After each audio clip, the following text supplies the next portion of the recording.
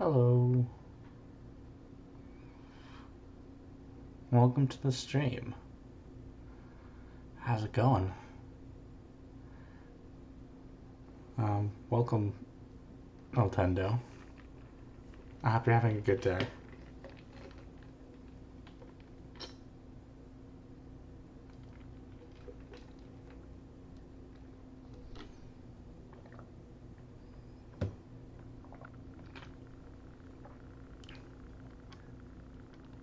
General Kenobi. I had to.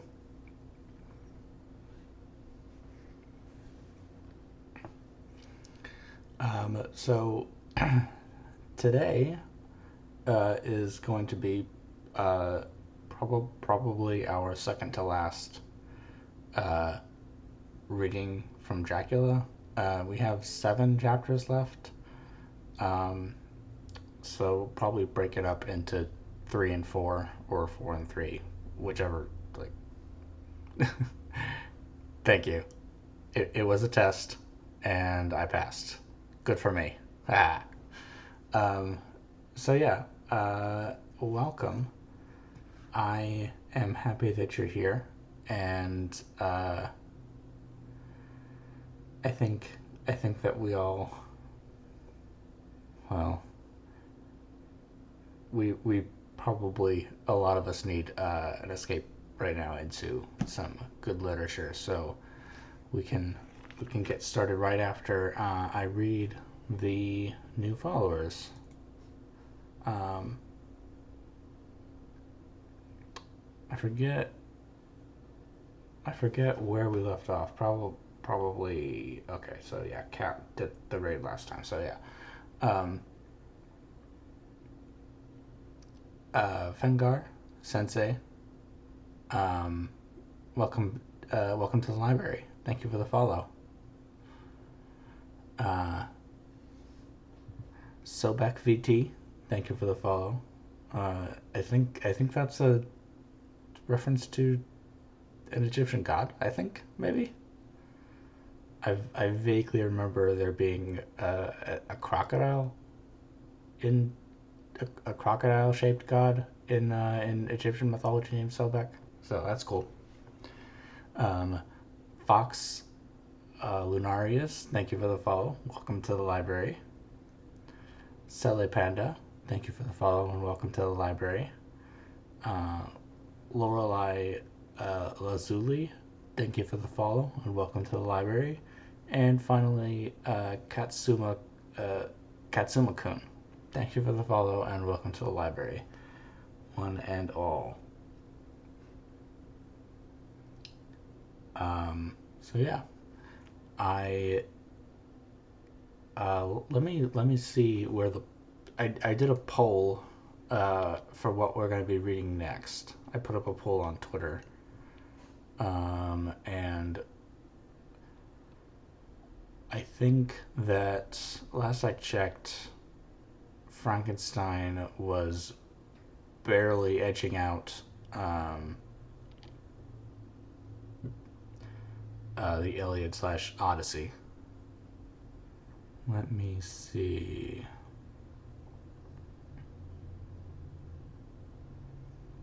If I can find it. Oh no, that's totally fine, Jonas. I don't think I told you that I did it, so that's my bad. I should have told you. Um, okay, we're just gonna go here. And yes. Okay. Yeah. So far, Frankenstein has 39% and Iliad Odyssey combo has 36.6%. Um, so unless I obviously those two are very close. So it's probably and Pride and Prejudice has 22%. So probably going to be one of those two, and we're obviously going to do all of these. Um, so it's not like if Frankenstein wins, we're never going to do Pride and Prejudice or the Iliad and Odyssey. Um, 40%. Nice. Um, so yeah, probably do Frankenstein next, and then Iliad Odyssey, and then Pride and Prejudice. Unless I come up with something that I desperately want to read before. But we'll definitely do Frankenstein first. Yeah, go vote. Make your choice. Um,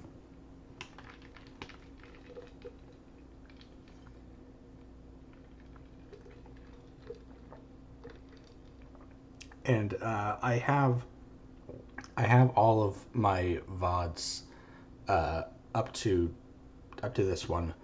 Um, they're in my YouTube channel like background, but I haven't done all of the background, like making the titles exactly what I want, doing the tags and all that stuff. So right now they're just in draft.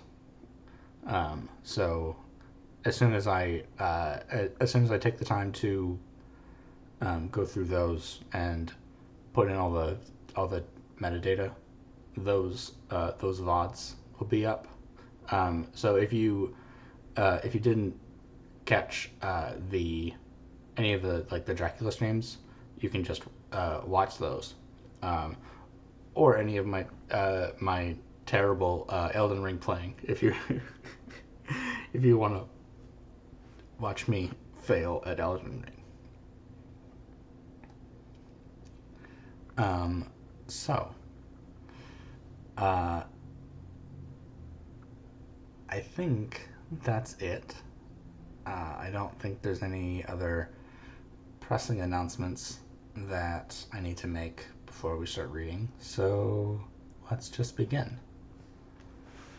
Um, so Jane Austen.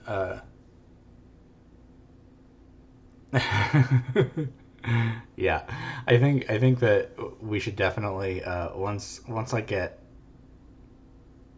I need to practice my editing, or if I ever like just hire somebody to do my editing for me, um, we need to put together me dying in Elden Ring, just like all the deaths that I've had uh, in Elden Ring in one video. It'd be so funny. There'd be so many of them. And Jane Austen is so I have a complicated history with Jane Austen because I used to think that like I used to be pretty snobbish the on the literature that I read. I used to like hate anything that wasn't directly sci-fi fantasy, and I refused to read Jane Austen. But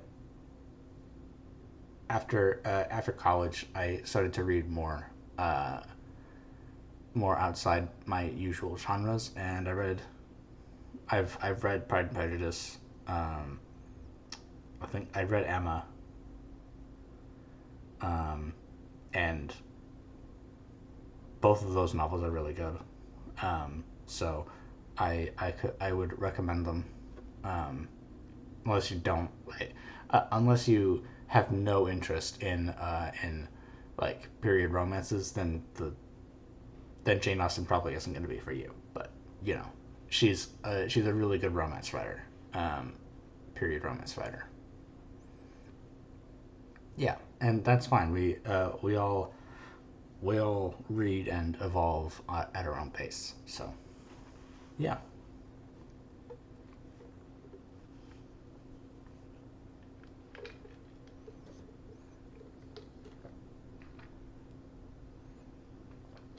Okay.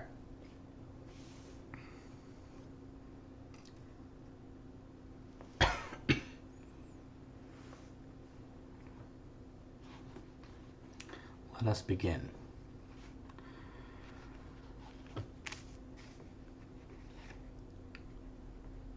Chapter 20. Jonathan Harker's journal. 1 October, evening. I found Thomas Snelling in his house at Bethnal Green, but unhappily he was not in a condition to remember anything. The very prospect of beer, which my expected coming had opened to him, had proved too much, and he had begun too early on his expected debauch. I learned, however, from his wife, who seemed a decent poor soul, that he was only the assistant to Smollett, who of the two mates was the responsible person. So off I drove to Walworth, and found Mr. Joseph Smollett at his home and in his shirt sleeves, talking a late tea out of a saucer. He is a decent, intelligent fellow, distinctly a good, reliable type of workman, and with a headpiece of his own. He remembered all about the incident of the boxes, and from a wonderful dog's-eared notebook. Oh no, he bends the pages. How dare he?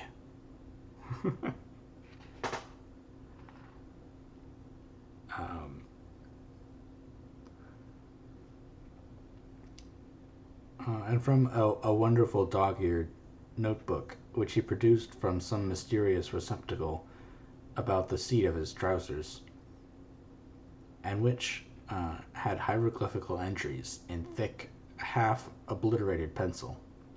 He gave me the destinations of the boxes. There were, he said, 6 in the cartload, which he took from Carfax and left at 197 Chickson Street, Mile End, Newtown, and another 6 which he deposited at Jamaica Lane, Bermondsey. If then the Count meant to scatter those ghastly refuges of his over London, these places were chosen as the first of delivery, so that later he might distribute more fully. The systematic manner in which this was done made me think that he could not mean to confine himself to 2 sides of London. He was now fixed on the far east of the northern shore, on the east of the southern shore, and on the south. The north and west were surely never meant to be left out of his diabolical scheme. Left alone, the city itself and the very heart of fashionable London in the south, west, and west. I went back to Smollett and asked him if he could tell us if any of the other boxes had been taken from Carfax. He replied, "Well, Governor, you've treated me very handsome." I had given him half a sovereign, and I'll tell you all I know. I heard a man by the name of Bloxham say 4 nights ago,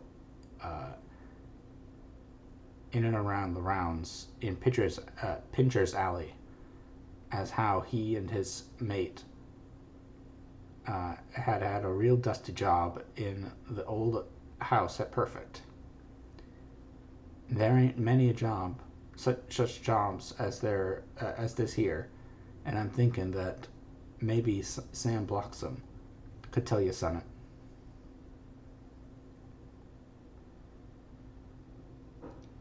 I asked if he could tell me where to find him. I told him that if he could get me the address, it would be worth another half sovereign to him. So he gulped down the rest of his tea and got up and stood up, saying that he was going to begin the search then and there. At the door he stopped and said, "Look here, Governor, there ain't no sense in me keeping you here. I may find Sam soon, or I may not. But anyhow, he ain't like to be in a way to tell you much tonight. Sam is a rare one when he starts on the booze. If you can give me an envelope with a stamp on it and put your address on it, I'll find out where Sam is to be found and post it to you tonight. But you better be up starter. I'm soon in the morning, or maybe you won't catch him. For Sam gets off Main early. Never mind the booze the night before. This was all practical, so one of the children went off with a penny to buy an envelope and a sheet of paper, and to keep the change. When she came back, I addressed the envelope and stamped it. And when Smollett had again faithfully promised to post the address when found, I took my way to home. We're on the track anyhow. I'm tired tonight and want sleep. Mina is fast asleep and looks a little too pale. Her eyes look as though she had been crying. Poor dear. I've no doubt it frets her to be kept in the dark, and it may make her doubly anxious about me and the others. But it is best as it is. It is better to be disappointed and worried in such a way now than to have her nerve broken. The doctors were quite right to insist on her being kept out of this dreadful business. I must be firm, for on me this particular burden of silence must rest. I shall not ever enter on the subject with her under any circumstances. Indeed, it may not be a hard task, after all, for she herself has become reticent on the subject, and has not spoken of the Count or of his doings ever since we told her of our decision. 2 October, evening. A long and trying and exciting day. By the first post, I got my directed envelope with a dirty scrap of paper enclosed, on which was written with a carpenter's pencil in a sprawling hand, Sam Bloxham, Corcoran's, 4 Potter's Court, Bartle Street, Walworth. Asked for the Depite. I got the letter in bed and rose without waking Mina. She looked heavy and sleepy and pale, and far from well. I determined not to wake her, but that when I should return from this new search, I would arrange for her going back to Exeter. I think she would be happier in her own home, with her daily tasks to interest her, than in being here amongst us, and in ignorance. I only saw Dr. Seward for a moment, and told him where I was off to, promising to come back and tell the rest so soon as I should have found out anything. I drove to Walworth and found, with some difficulty, Potter's Court. Mr. Smollett's spelling misled me, as I asked for Potter's Court instead of Potter's Court. However, when I found the court, I had no difficulty in discovering Corcoran's lodging house. When I asked the man who came to the door for the Depite, he shook his head and said, "I don't know him. There ain't no such person here. I never heard of him in all my bloomin' days." Don't believe me. Don't believe there ain't nobody of that kind living here or anywheres. I took out Smollett's letter, and as I read it, it seemed to me that the lesson of the spelling of the name of the court might guide me. "What are you?" I asked. "I'm the deputy," he answered. I saw at once that I was on the right track. The phonetic spelling had again misled me.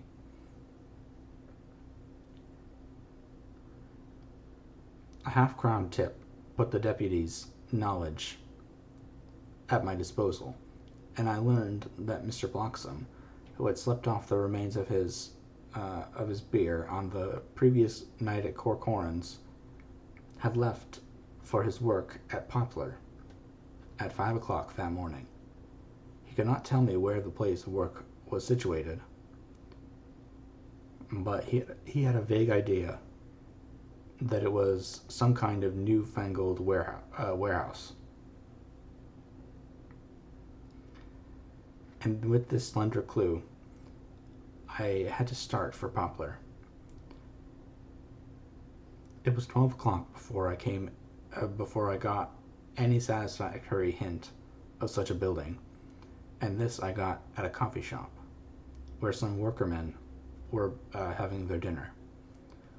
One of these suggested that there was being erected at Cross Angel Street a new cold storage building, and as this suited the condition of a newfangled warehouse, I at once drove to it. An interview with a surly gatekeeper and a surlier foreman, both of whom were appeased with the coin of the realm, put me on the track of Bloxam. He was sent for on my suggesting that I was willing to pay his day's wages to his foreman for the privilege of asking him a few questions on a private matter. He was a smart enough fellow, though rough of speech and bearing. When I had promised to pay for his information and given him an earnest, he told me that he had made 2 journeys between Carfax and a house in Piccadilly,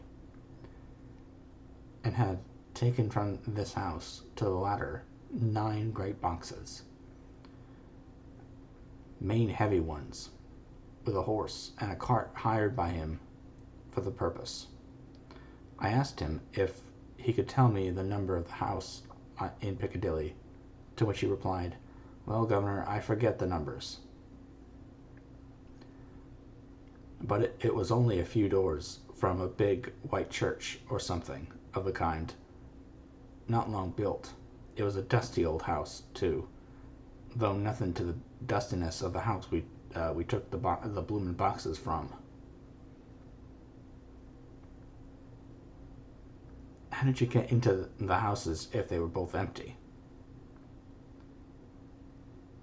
That was the old party what engaged me a-waitin' in the house at Purfleet. He helped me to lift the boxes and put them in the dray. Curse me, but he was the strongest chap I ever struck, and him an old feller with a white mustache, one that thin you would think he wouldn't throw a shatter. Hello, Mireille. How's it going? How this phrase thrilled through me. Why, he took up his end of the boxes like they were pounds of tea, and me a puffin' and a blowin' afore I could upend mine anyhow, and I'm no chicken neither. How did you get into the house in Piccadilly? I asked. He was there too. He must have started off and got there before me, for when I rung of the bell, he came and opened the door itself, and helped me to carry the boxes in and all.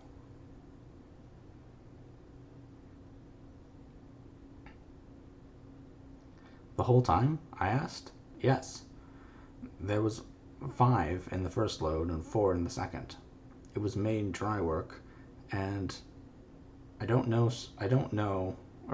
so well remember how I got home. I interrupted him. Were the boxes left in the hall? Yes. It was a big hall, and there was nothing else in it. I made one more attempt to further matters. You didn't have any key.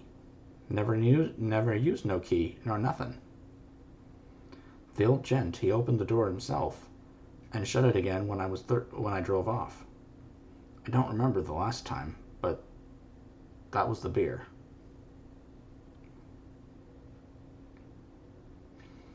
And you can't remember the number of the house?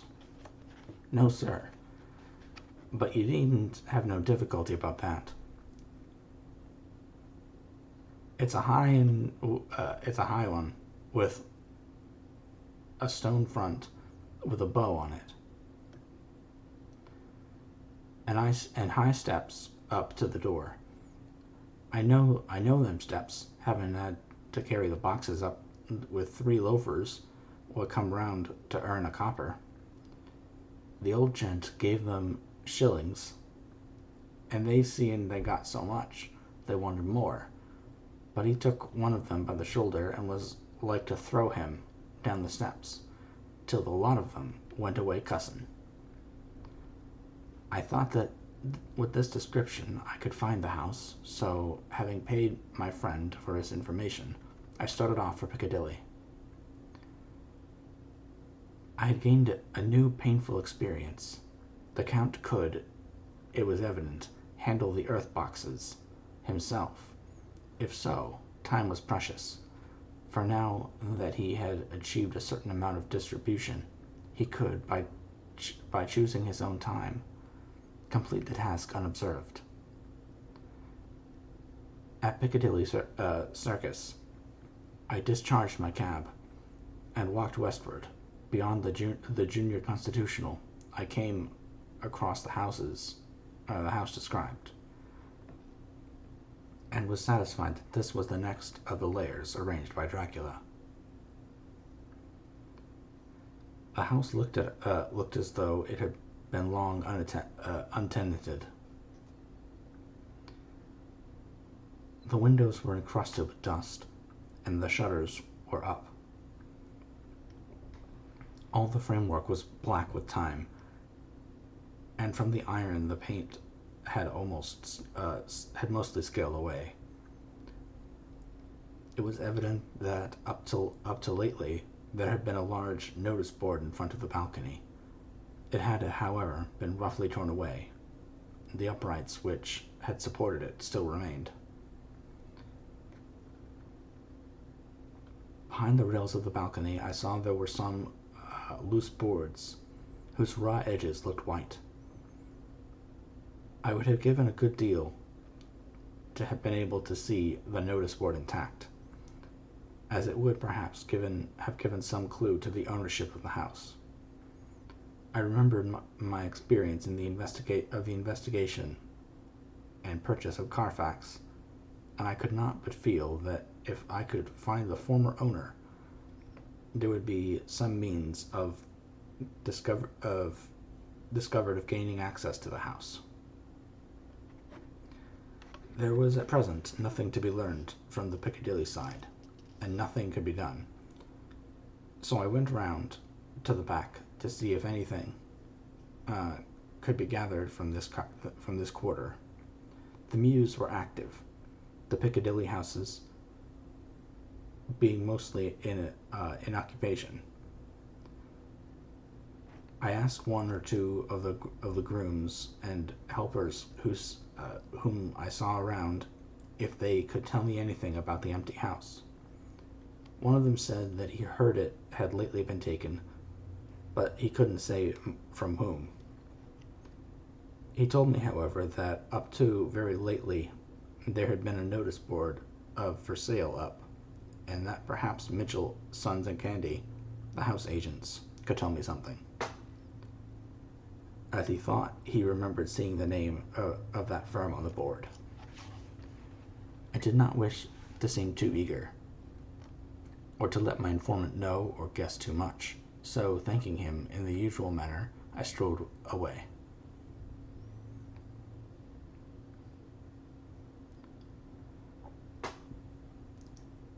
It was now growing dusk, and the autumn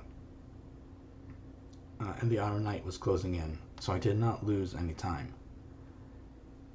Having learned the address of Mitchell, Sons and Candy from a directory at the Berkeley, I was soon at their office in Sackville Street. The gentleman who saw me was particularly suave in manner, but uncommunicative. But uncommunicative in equal proportion.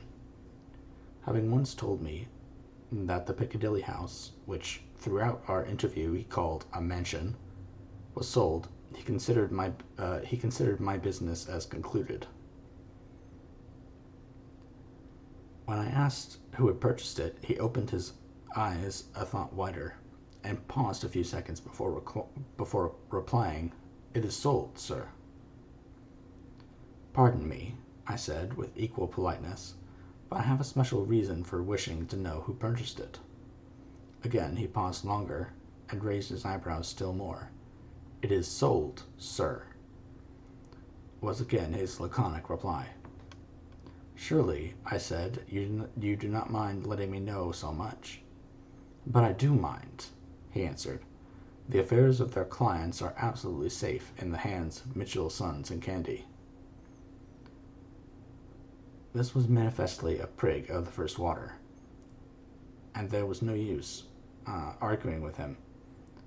I thought I had best meet him on his own ground. So I said, "Your clients, sir, are happy in having so resolute a guardian of their confidence. I myself am a professional man." Here I handed him my card. In this instance I am not prompted by curiosity. I act on the part of Lord Godalming, who wishes to know something of the property which was, he understood, lately for sale. These words put a different complexion on affairs. He said, "I would like to oblige you if I could, Mr. Harker, and I especially would like to oblige his lordship. We once carried out a small matter of renting some chambers for him when he was the Honorable Arthur Holmwood. If you will let me have his lordship's address, I will consult the house on the subject, and will in any case communicate with his lordship by tonight's post. It will be a pleasure if we can go so far deviate from our rules as to give the required information to his lordship." I wanted to secure a friend, and not make an enemy, so I thanked him and gave the address at Dr. Seward's, and came away. It was now dark, and I was tired and hungry.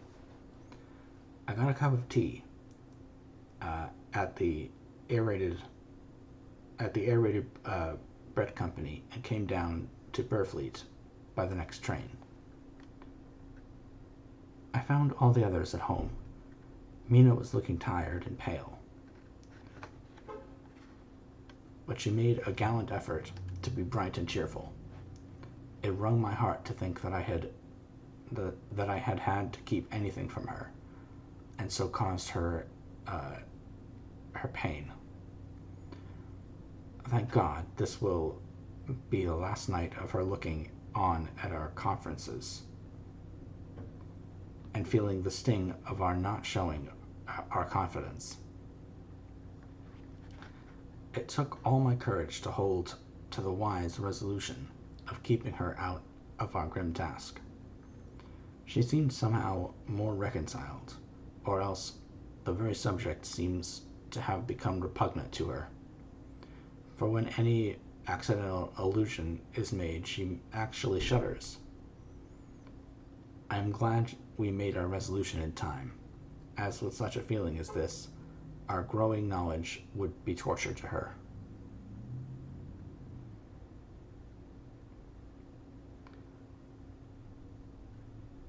I could not tell the others of the day's discovery till we were alone. So after dinner, followed by a little music to save appearances even amongst ourselves, I took Mina to her room and left her to go to bed. The dear girl was more affectionate with me than ever, and clung to me as though she would detain me, but there was much to be talked of, and I came away. Thank God the ceasing of telling things has made no difference between us. When I came down again, I found the others all gathered round the fire in the study. In the train, I had written my diary so far, and simply read it off to them as the best means of letting them get abreast of my own information. When I had finished, Van Helsing said, "This has been a great day's work, friend Jonathan. Doubtless we are on the track of the missing boxes. If we find them all in that house, then our work is near the end. But if there be some missing, we must search until we find them. Then we shall make our final coup and hunt the wretch to his real death." We all sat silent a while, and all at once Mr. Morris spoke. "Say, how are we going to get into that house?" "Sorry, there's a huge truck that's going right by my window." "We got into the other house?" asked Lord Godalming quickly. "But Art, this is different. We broke house at Carfax, but we had night and a walled park to protect us. It will be by day or night. It will be a mighty different thing to commit burglary in Piccadilly, either by day or night." "I confess I don't see how we are going to get in unless that agency duck can find us a key or some sort." Perhaps we shall know when you get his letter in the morning." Lord Godalming's brows contracted, and he stood up and walked about the room. By and by he stopped, and said, turning from one to another of us, "Quincy's head is level. This burglary business is getting serious. We got off once all right, but we have now a rare job on hand unless we can find the Count's key basket. As nothing could well be done before morning, and as it would be at least advisable to wait until Lord Godalming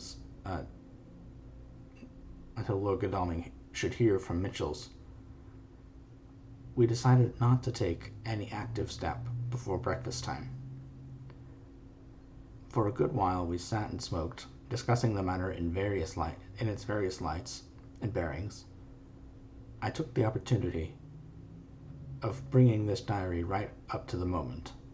I'm very sleepy and shall go to bed. Just a line. Mina sleeps soundly, and her breathing is regular. Her forehead is puckered up into little wrinkles, as though she thinks even in her sleep.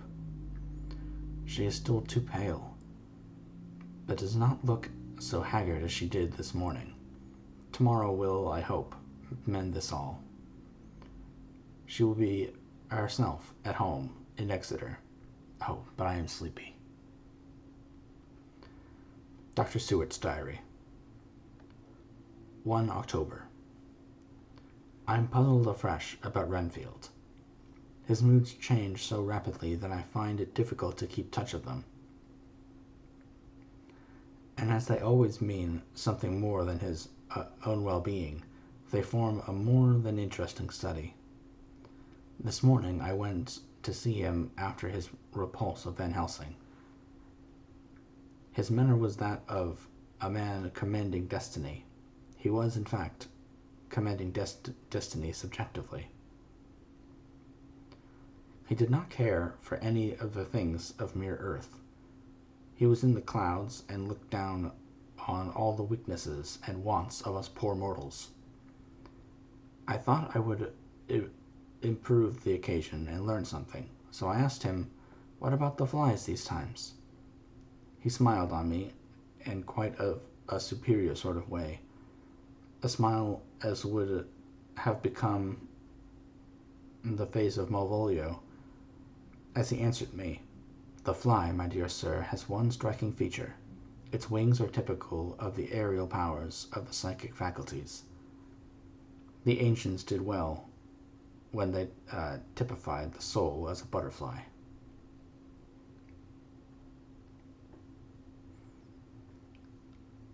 I thought I would push this analogy to its utmost logically. So I said quickly, "Oh, it is a soul you are after now, is it?" His madness foiled his reason, and a puzzled look spread over his face, as, shaking his head with a decision which I had seldom seen in him, he said, "Oh no, I want no souls. Life is all I want." Here he brightened up. "I am pretty indifferent about it at present. Life is all right. I have all I want. You must get a new patient, doctor, if you wish to study zoophagy." This puzzled me a little, so I drew him on. "Then you command life. You are a god, I suppose?" He smiled with an ineffably benign superiority. "Oh no, far be it from me to arrogate to myself the attributes of the deity. I'm not even concerned in his especially spiritual doings. If I may state my intellectual position, I am, so far as concerns things purely terrestrial, somewhat in the position which Enoch occupied spiritually." This was a poser to me. I could not at the moment recall Enoch's appositeness, so I had to ask a simple question, though I felt that by doing so I was lowering myself in the eyes of the lunatic. "And why with Enoch?"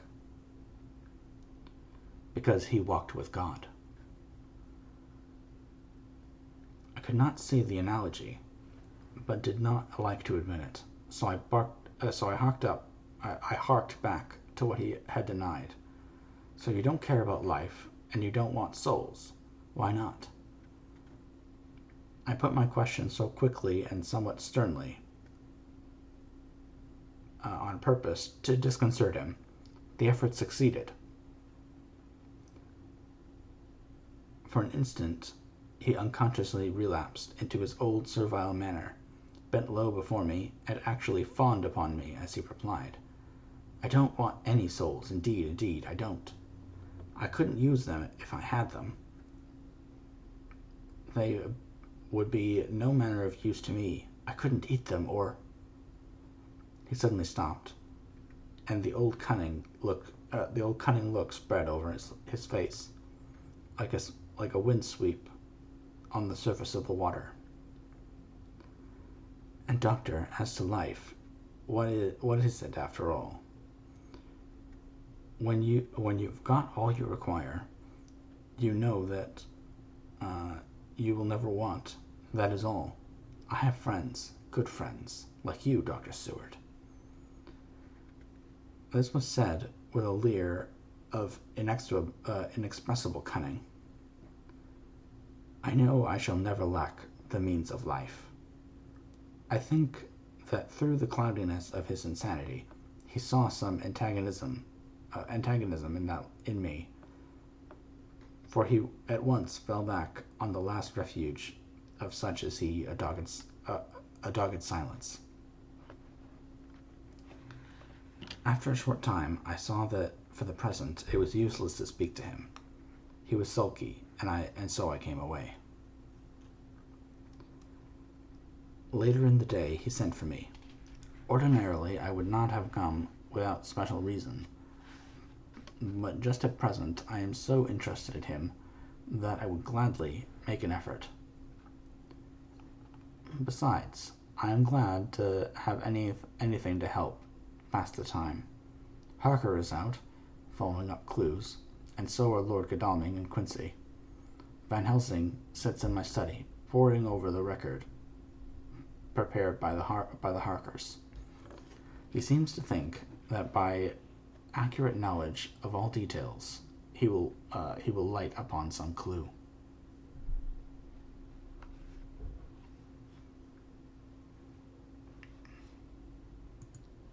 Hold on. light upon some clue. He does not wish to be disturbed in the work, without cause. I would not have taken him with me to see the patient. I would have taken him with me to see the patient. Only I thought that after his last repulse, he might not care to go again. There was also another reason. Renfield might not speak so freely before a third person, as when he and I were alone.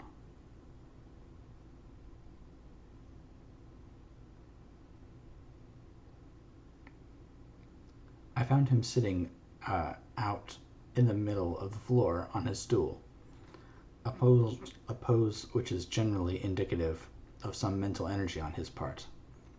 When I came in, he said at once, as though the question had been waiting on his lips, "What about souls?" It was evident then that my surmise had been correct. Unconscious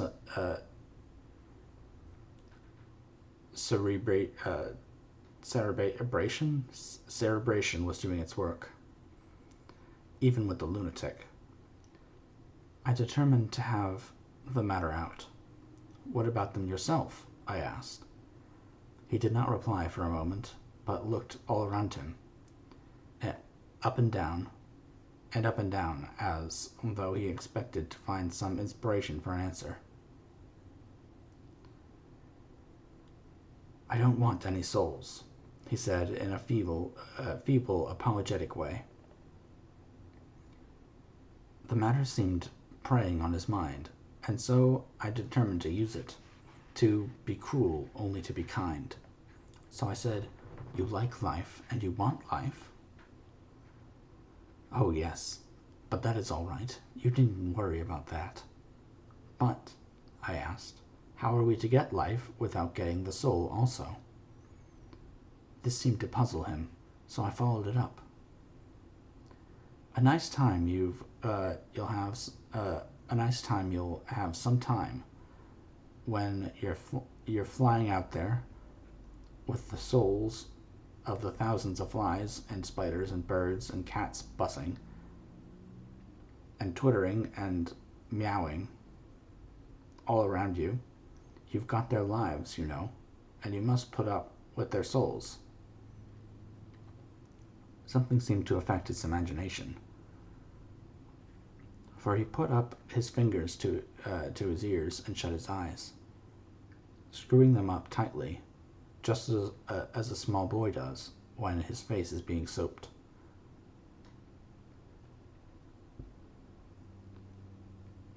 There was something pathetic in it that touched me.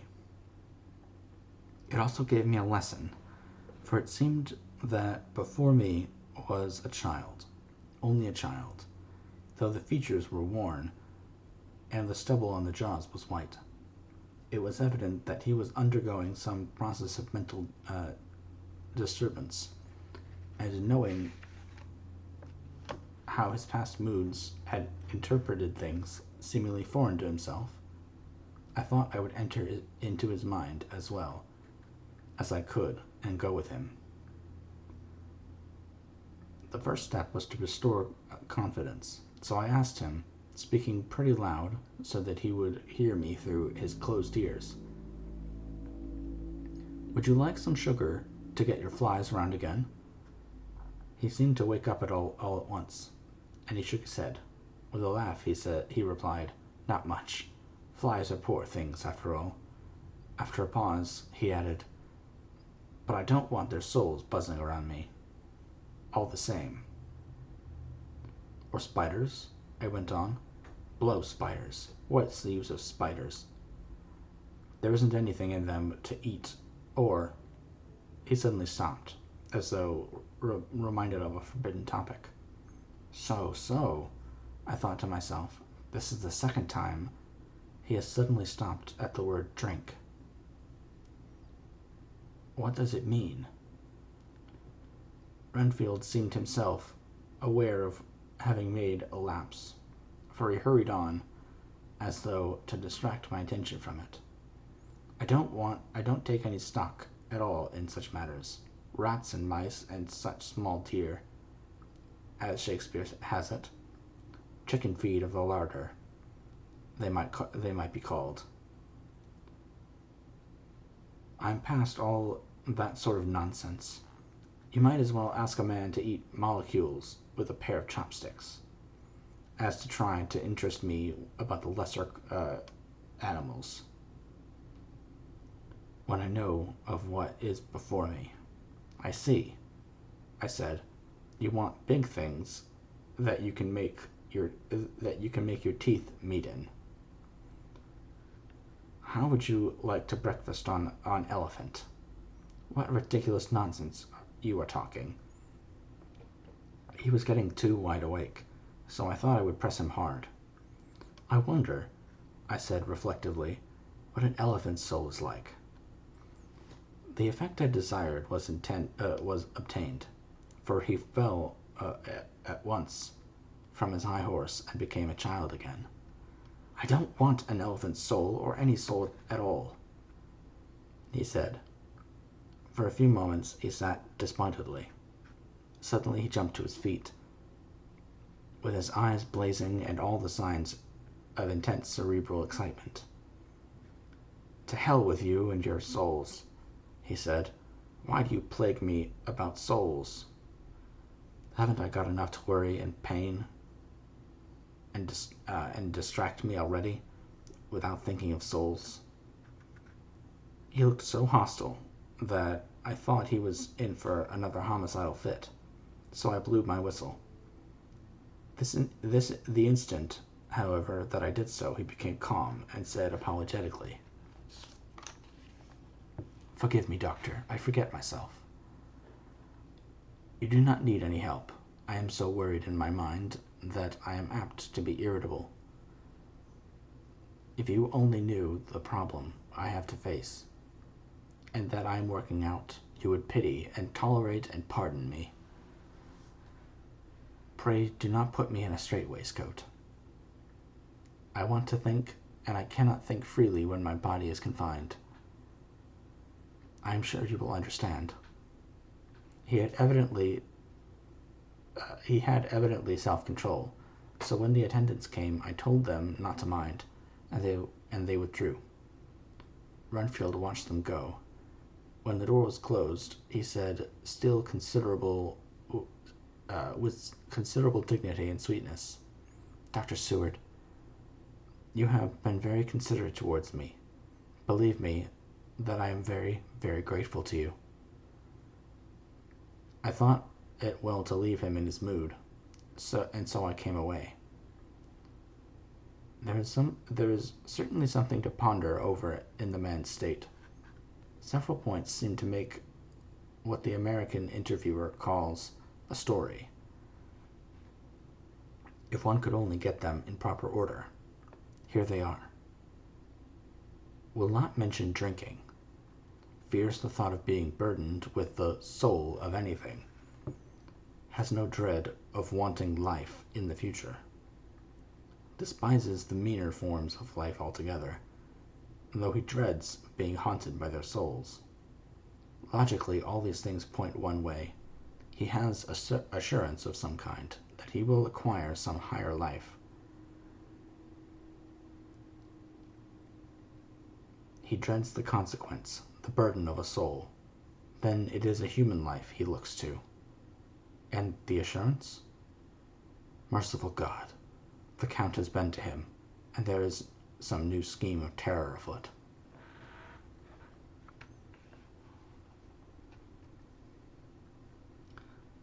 Later, I went after my round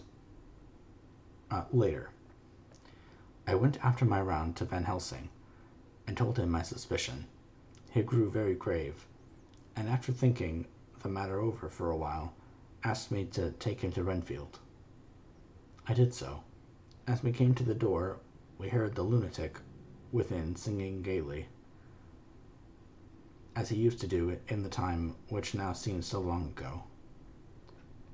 When we entered, we saw with amazement that he had spread out his sugar as of old. The flies, lethargic with the autumn, began to buzz into the room. We tried to make him talk of the subject of our previous conversation, but he would not attend. He went on with his singing, just as though we had not been present. He had got a scrap of paper and was folding it into a notebook. We had to come away as ignorant as we went in. His is a curious case indeed, and we must watch him tonight. Letter from Mitchell's Sons and Candy to Lord Godalming. 1 October. My lord, we are at all times only too happy to meet your wishes. We beg, with regard to the desire of your lordship, expressed by Mr. Harker on your behalf, to supply the following information concerning the sale and purchase of number 347 Piccadilly.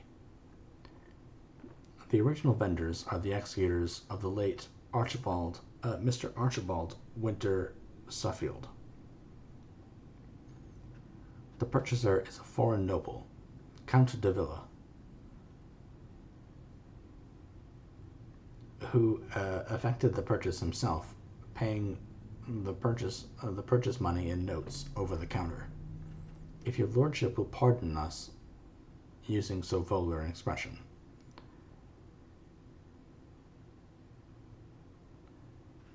Beyond this we know nothing whatever of him. We are, my lord, your lordship's humble servants, Mitchell, Sons, and Candy.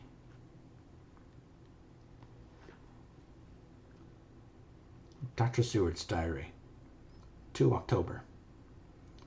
I placed a man in the corridor last night, and told him to make an accurate note of any sound he might hear from Renfield's room, and gave him instructions that if there should be anything strange he was to call me. After dinner, when we had all gathered round the fire in the study, Mrs. Harker having gone to bed, we discussed the attempts and discoveries of the day. Harker was the only one who had any result, and we are in great hopes that his clue may be an important one. Before going to bed, I went round to the patient's room and looked in through the observation trap. He was sleeping soundly, and his heart rose and fell with regular respiration.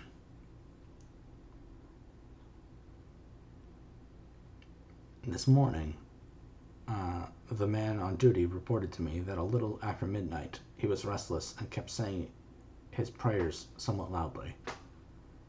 I asked him if that was all. He replied that it was all he heard. There was something about his manner so suspicious that I asked him point blank if he had been asleep. He denied sleep, but admitted to having dozed for a while. It is so bad that men cannot be trusted unless they are watched.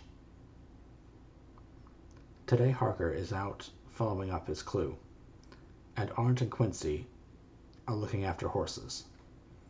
Godalming thinks that it would be well to have horses always in readiness, for when we get the information which we seek, there will be no time to lose. We must sterilize all the imported earth between sunrise and sunset. We shall thus catch the Count at his weakest, and without a refuge to fly to. Van Helsing is off to the British Museum, looking up some authorities on ancient medicine. The old physicians took account of things which their followers do not accept. And the professor is searching for witch and demon cures, which may be useful to us later. I sometimes think we must all be mad, and that we shall wake to sanity in strait waistcoats. Later. We have met again. We seem at last to be on the track, and our work of tomorrow may be the beginning of the end. I wonder if Renfield's quiet has anything to do with this. His moods have so followed the doings of the Count. that the coming destruction of the monster may be carried to him in some subtle way. If we could only get some hint as to what passed in his mind between the time of my argument with him today and his resumption of fly catching, it might afford us a valuable clue. He's now seeming quiet for a spell. Is he? That wild yell seemed to come from his room. The attendant came bursting into my room and told me that Renfield had somehow met with some accident. He had heard him yell, and when he went to him, found him lying on his face on the floor, all covered with blood. I must go at once. Oh no. Poor Renfield. I'm going to take a quick break. I'll be back as soon as I get some water.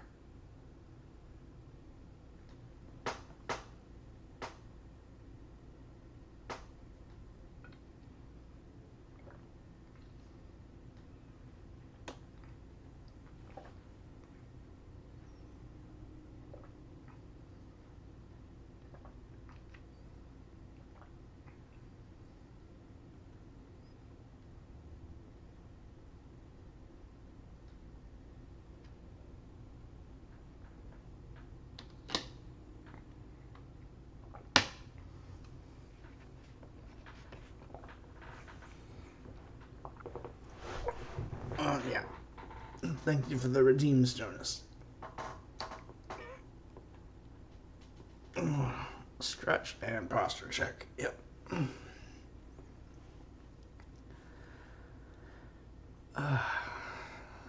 That felt good. Thank you.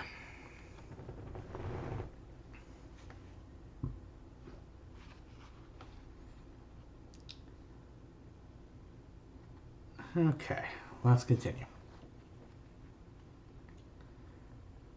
Chapter 21. Dr. Stewart's Diary. 3 October.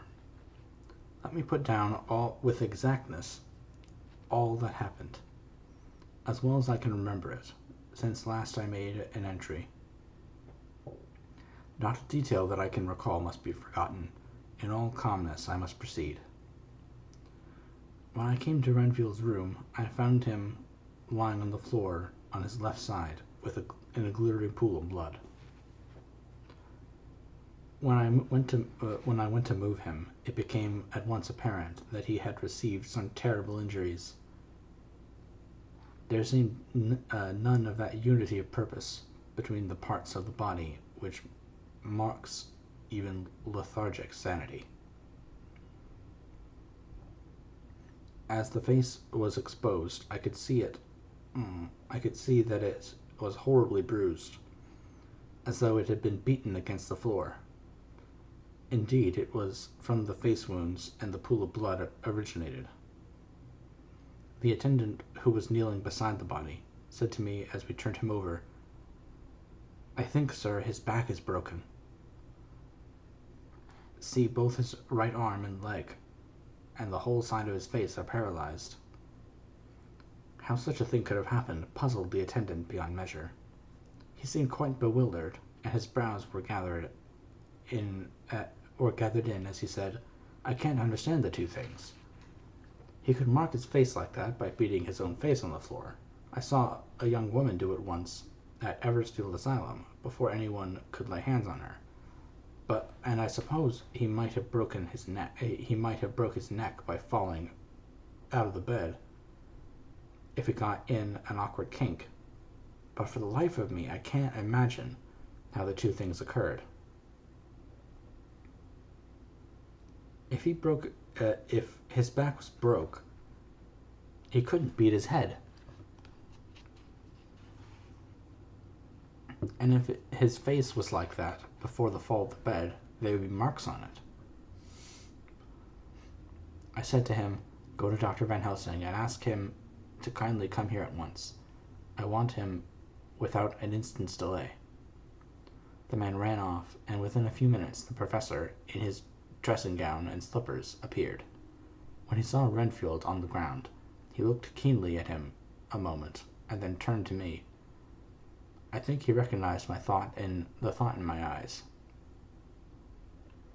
for he said very quietly and manifestly for the ears of the attendant, "Ah, a sad accident.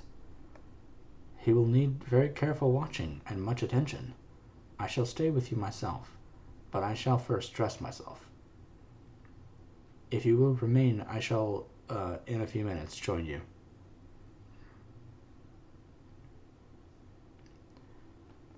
And the patient was now breathing stertorously, and it was easy to see that he had suffered some terrible injury.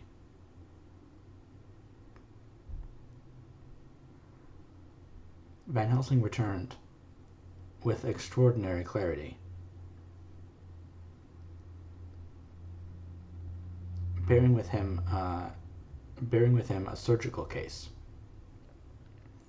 He had evidently been thinking, and had his mind made up. For almost before he looked at the patient, he whispered to me to send the attendant away. We must be alone with him when he becomes conscious after the operation. So I said, "I think that will do now, Simmons. We have done all that we can at present. You had better go your round, and Dr. Van Helsing will operate. Let me know instantly if there be anything unusual anywhere." The man withdrew, and we went into a strict examination of the patient. The wounds of the face were superficial. The real injury was a depressed fracture of the skull, extending right up through the motor area. The professor thought a moment and said, "We must reduce the pressure and get back to normal conditions, as far as can be. The rapidity of the suffusion shows the terrible nature of his injury. The whole motor area seems affected. The suffusion of the brain will increase quickly, so we must trephine at once, or it may be too late." As he was speaking, there was a soft tapping at the door. I went over and opened it, and found in the corridor, without, Arthur and Quincy, in pajamas and slippers. The former spoke. "I heard your man call up Dr. Van Helsing and tell him of the accident, so I woke Quincy and rather called for him, as he was not asleep. Things are moving too quickly and too strangely for sound sleep for any of us at these times. I've been thinking that tomorrow night we'll not see things as they have been. We'll have to look back and forward a little more than we have done. May I come in?" I nodded and held the door open till they had entered, and then closed it again. When Quincy saw the attitude and the state of the patient and noted the horrible pool on the floor, he said softly, "My God, what has happened to him? Poor devil." I told him briefly, and added that we expected he would recover consciousness after the operation, for a short time at all events. He went at once and sat down at the edge of the bed, with Godalming beside him. We all watched in patience. "We shall wait," said Van Helsing, just long enough to fix the best spot for trephining, so that we may most quickly and perfectly remove the blood clot. For it is evident that the hemorrhage is increasing. The minutes during which we waited passed with fearful slowness. I had a horrible sinking in my heart, and from Van Helsing's face I gathered that he felt some fear or apprehension as to what was to come. I dreaded the words that Renfield might speak. I was positively afraid to think, but the conviction of what was coming was on me. As I have read of men who have heard the death watch. The poor man's breath came in uncertain gasps. Each instant, he seemed as though he would open his eyes and speak, but then would follow a prolonged, weak breath, and he would relapse into a more fixed insensibility. Inured as I was to sick beds and death, this suspense grew and grew on me. I could almost hear the beating of my own heart, and the blood surging through my temples sounded like blows from a hammer. The silence finally became agonizing. I looked at my companions, one after another, and saw from their flushed faces and damp brows that they were enduring equal torture. There was a nervous suspense over all of us, as though overhead some dread bell would peal out powerfully when we should least expect it.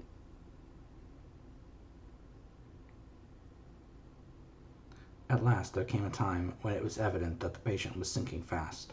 He might die at any moment. I looked up at the professor and caught his eyes fixed on mine. His face was sternly sad as he spoke. There was no time to lose. His words may be worth many lives.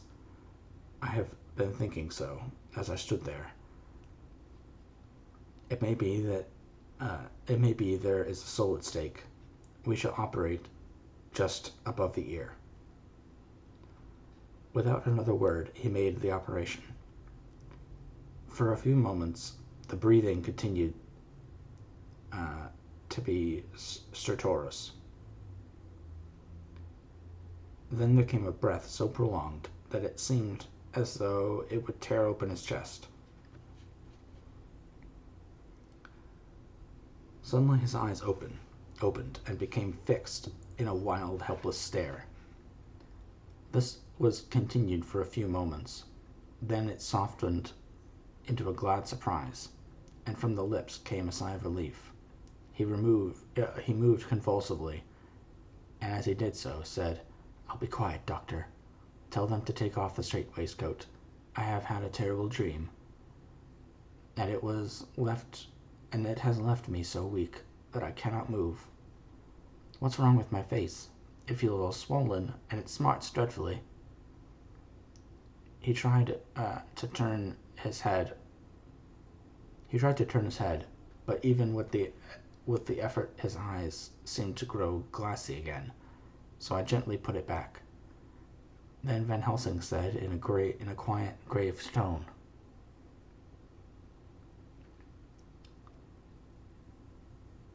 "Tell us your dream, Mr. Renfield." As he heard the voice, his face brightened, through its mutilation, and he said, "That is Dr. Van Helsing. How good it is of you to be here. Give me some water. My lips are dry, and I shall try to tell you. I dreamed." He stopped and seemed fainting. I called quietly to Quincy, "The brandy. It is in my study. Quick." He flew and returned with a glass, the decanter of brandy, and a pitcher of water. We moistened the parched lips, and the patient quickly revived. It seemed, however, that his poor, injured brain had been working in the interval, for when he was quite conscious, he looked at me piercingly, with an agonized confusion which I shall never forget, and said, "I must not deceive myself. It was no dream, but all grim reality." Then his eyes roved over the room. As they caught sight of the two figures sitting patiently on the edge of the bed, he went on, "If I were not sure already, I would know from them." For an instant his eyes closed, not with pain or sleep, but voluntarily, as though he were bringing all his faculties to bear. When he opened them, he said hurriedly, and with more energy than he had yet displayed, "Quick, doctor, quick! I am dying. I feel like I have but a few minutes, and then I must go back to death, or worse. Wet my lips with brandy again. I have something that I must say before I die, or before my poor crushed brain dies anyhow. Thank you. It was that night after you left me when I implored you to let me go away. I couldn't speak then, for I felt my tongue was tied, but I was as sane then, except in that way as I am now. I was in an agony of despair for a long time after you left me. It seemed hours. Then there came a sudden peace to me. My brain seemed to become cool again, and I realized where I was. I heard the dogs bark behind our house, but not where he was." As he spoke, Van Helsing's eyes never blinked, but his hand came out and met mine and gripped it hard. He did not, however, betray himself. He nodded slightly and said, "Go on," in a low voice. Renfield proceeded. He came up to the window in the mist, as I had seen him often before, but he was solid then, not a ghost, and his eyes were fierce, like a man's when angry. He was laughing with his red mouth, and the sharp white teeth glinted in the moonlight when he turned to look back over the belt of trees to where the dogs were barking. I wouldn't ask him to come in at first, though I knew he wanted to, just as he wanted all along. Then he began promising me things, not in words, but by doing them. He was interrupted by a word from the professor. "How?" "By making them happen, just as he used to send in the flies when the sun was shining. Great big fat ones with steel and sapphire on their wings, and big moths in the night with skull and crossbones on their backs." Van Helsing nodded to him as he whispered to me unconsciously,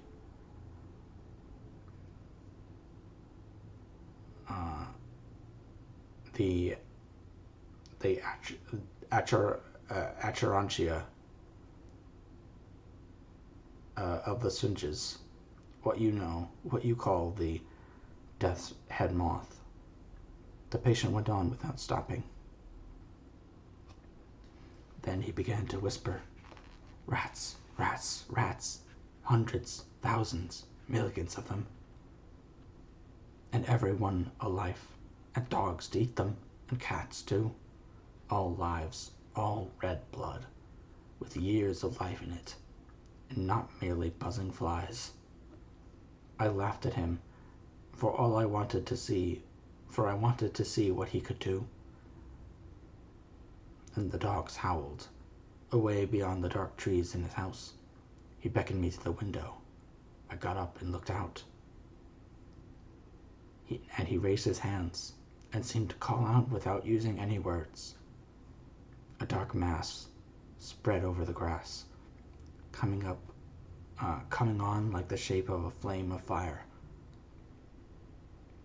And then he moved the mist to the right and left, and I could see that there were thousands of rats, with their eyes blazing red like his, only smaller. He held up his hand, and they all stopped.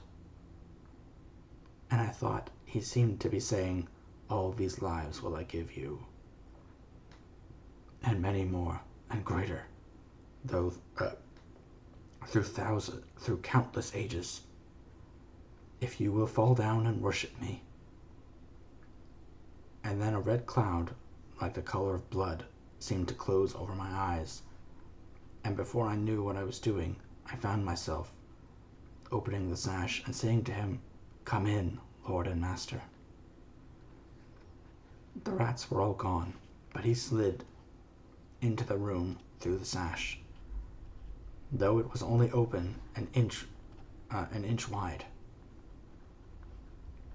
just as the moon herself has often come in through the tiniest crack and has stood before me in all her size and splendor. His voice was weaker, so I moistened the lips with brandy again, and he continued, but it seemed as though his memory had gone on working in the interval, for his story was further advanced.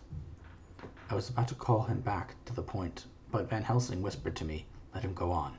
Do not interrupt him. He cannot go back," and maybe could not proceed at all if once he lost the thread of his thought. He proceeded.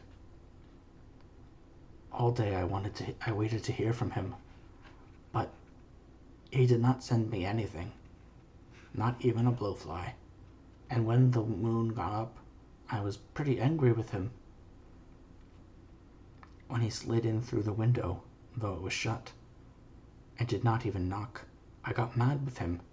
He sneered at me, and his white face looked out of the mist, with its red eyes gleaming, and he went on as though he owned the place, and I was no one. He didn't even smell the same as he went by me. I couldn't hold him.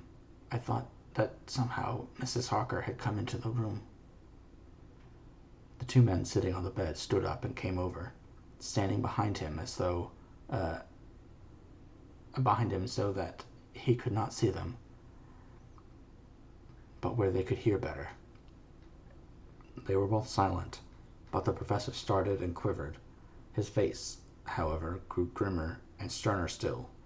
Renfield went on without noticing. "When Mrs. Harker came in to see me this afternoon, she wasn't the same. It was like tea, after the teapot had been watered. Here we all moved, but no one said a word." He went on. "I didn't know that she was here till she spoke, and she didn't look the same. I don't care for the pale people. I like them with lots of blood in them, and hers had all seemed to have run out. I didn't think of it at the time, but when she went away, I began to think, and it made me mad to know that he had been taking the life out of her. I could feel that the rest quivered as I did, but we remained otherwise still. So when he came tonight, I was ready for him. I saw the mist stealing in, and I grabbed it tight.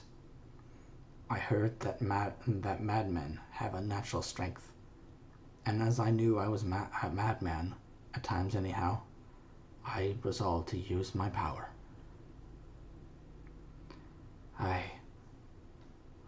And he felt it too, for he had come out of the mist to struggle with me. I held tight, and I thought I was going to win, for I didn't mean him to take any more of her life, till I saw his eyes. They burned into me, and my strength became like water.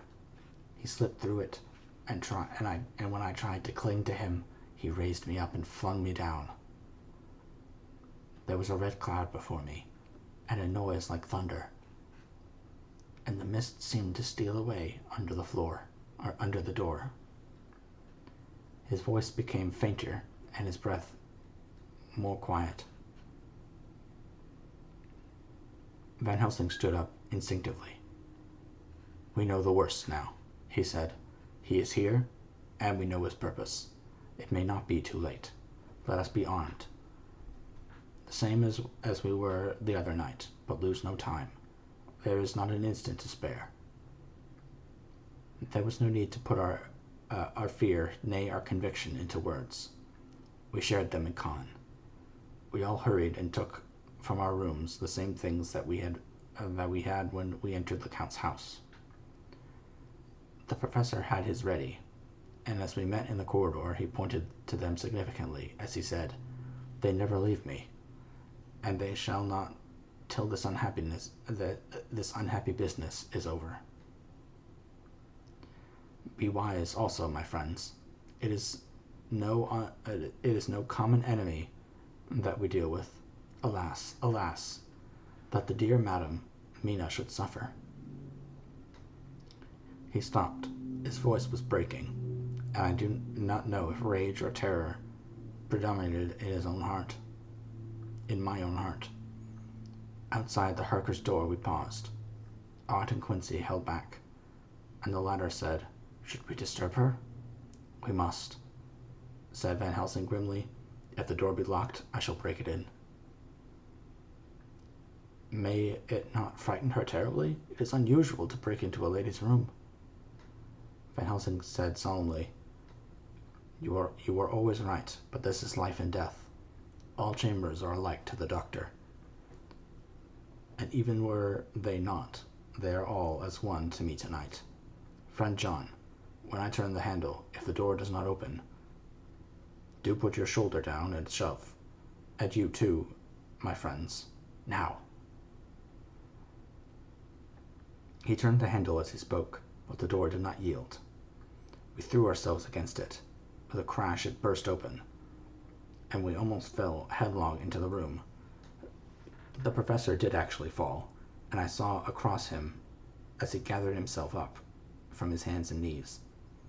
What I saw appalled me. I felt my hair rise like bristles on the back of the neck, and my heart seemed to stand still. The moonlight was so bright that through the thick yellow blind the room was light enough to see. On the bed beside the window lay Jonathan Harker, his face flushed and breathing heavily, as though in a stupor.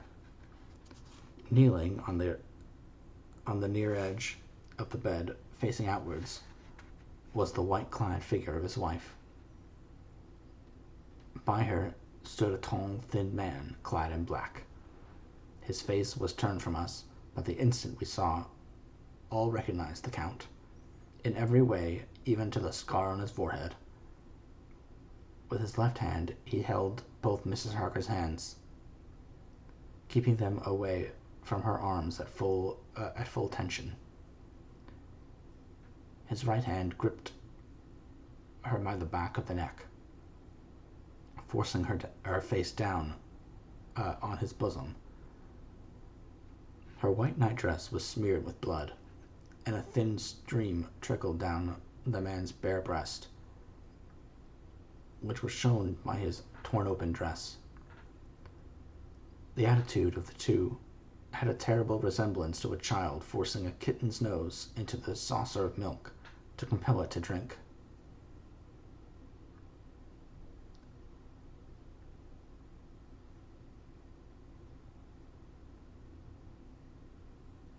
As we burst into the room, the Count turned his face, and the hellish look that I had heard described seemed to leap into it.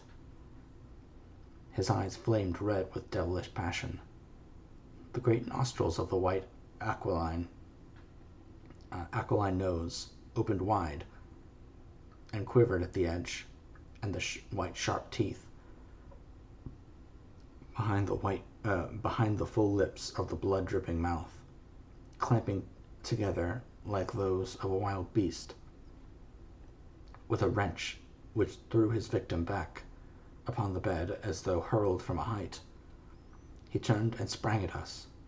But by this time the professor had gained his feet and was holding towards him the envelope which contained the sacred water. The Count suddenly stopped, just as poor Lucy had done outside the tomb, and cowered back. Further and further back he cowered, as we, lifting our crucifixes, advanced.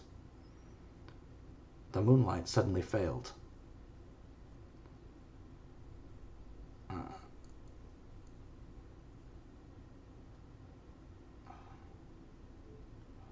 Lost my place, hold on.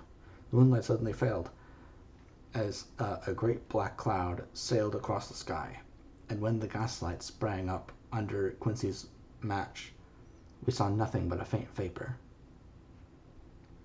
This, as we looked, trailed under the door, which with the recoil from its bursting open had swung back to its old position. Van Helsing, Art, and I moved forward to Mrs. Harker, who by this time had drawn her breath, and with it had given a scream so wild, so ear-piercing, so despairing that it seems to me now that it will ring in my ears till my dying day. For a few seconds she lay in her helpless attitude and disarray. Her face was ghastly, with a pallor which was accentuated by the blood which smeared her lips and cheeks and chin. From her throat trickled a thin stream of blood. Her eyes were mad with terror. Then she put before her face her poor crushed hands, which bore on their whiteness a red mark of the Count's terrible grip. And from behind them came a low, desolate wail, which made the terrible scream seem only the quick expression of endless grief. Van Helsing stepped forward and drew the coverlet gently over her body, whilst Art, after looking at her face for an instant despairingly, ran out of the room. Van Helsing whispered to me, Jonathan is in a stupor such as we know the vampire can produce. We can do nothing with poor Madame Mina for a few moments till she recovers herself. I must wake him." He dipped the end of a towel in cold water, and with it began to flick him on the face. His wife, all the while holding her face between her hands and sobbing in a way that was heartbreaking to hear. I raised the blind, and looked out of the window. There was much moonshine, and as I looked, I could see Quincy Morris run across the lawn and hide himself in the shadow of a great yew tree. It puzzled me to think why he was doing this, but at the instant I heard Harker's quick exclamation as he woke to partial consciousness and turned to the bed. On his face, as there might well be, he was a look of wild amazement.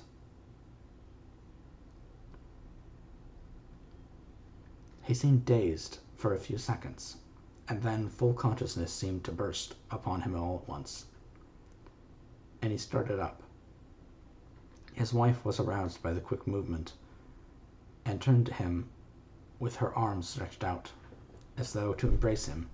Instantly, however, she drew them in again, and putting her elbows together, held her hands before her face, and shuddered till the bed beneath her shook. "In God's name, what does this mean?" Harker cried out. "Dr. Seward, Dr. Van Helsing, what is it? What has happened? What is wrong? Mina, dear, what is it? What does that blood mean? My God, what, has it come to this?" And raising himself to his knees, he beat his hands wildly together. "Good God, help us! Help her! Oh, help her!" With a quick movement, he jumped from the bed and began to pull on his clothes. All the man in him awake at the need for instant exertion. "What has happened? Tell me all about it," he cried without pausing. "Dr. Van Helsing, you love Mina, I know. Oh, do something to save her. It cannot have gone too far yet. Guard her while I look for him." His wife, through her terror and horror and distress, saw some sure danger to him, instantly forgetting her own grief, and seized hold of him and cried out, "No, no, Jonathan, you must not leave me. I have suffered enough tonight, God knows, without the dread of his harming you. You must stay with me. Stay with these friends who will watch over you." "Hi, Sophia. Thank you for the raid. How's it going? I hope you had a good stream. Were you reading or were you playing a game?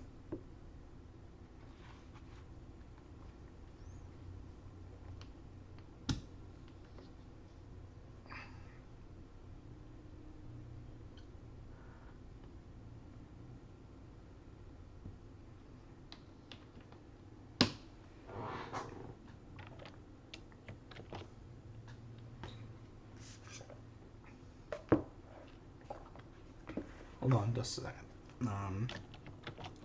Let's do a shout out.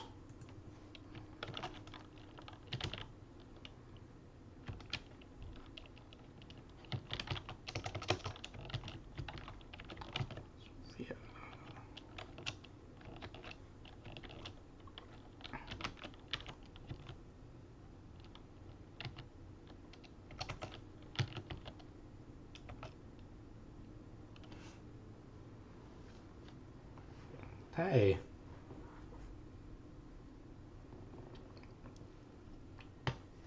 Welcome, Raiders. I'm Emrys, the Fae Librarian. Oh no, that's okay. The internet is a fickle mistress. But yeah, I'm Emrys, the Fae Librarian, and I like to read public domain poetry and books to my chat, as well as sometimes play RPGs terribly. So I hope that you enjoy your time in the library and that you'll stick around. Right now we are reading Dracula, the original Bram Stoker novel, and we have 6 chapters left. Well, almost 5.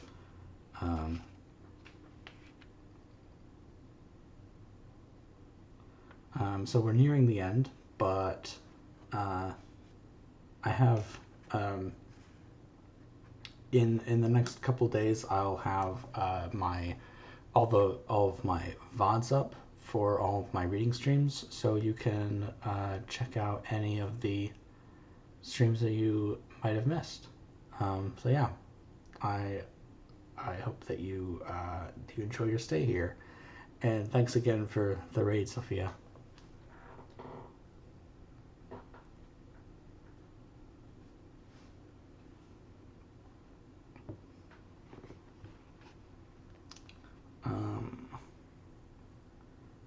So, let's see. Yeah, no problem. I'm happy to do it. I'm happy to give you a shout out. We just had an encounter with the Count. He has been nomming on Mrs. Mina Harker, and has made her imbibe some of his blood. So all of our friends in the cast are trying to figure out what to do next. So let's see.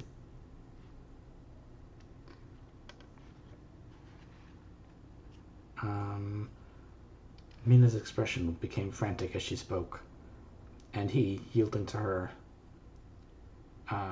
she pulled him down, sitting on the bedside, and clung to him fiercely. Van Helsing and I tried to calm them both.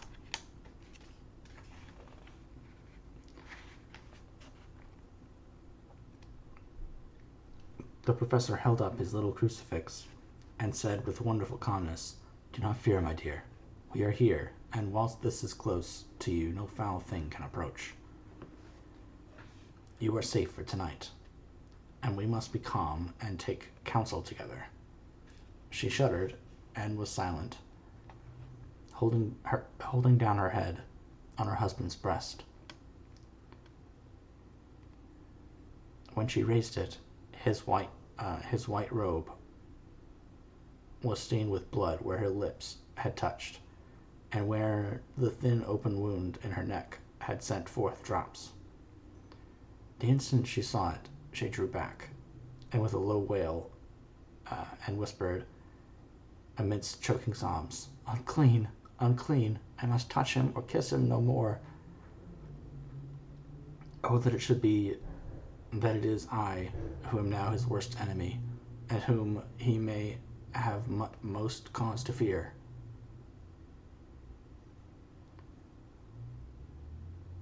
To this he spoke out resolutely, "Nonsense, Mina.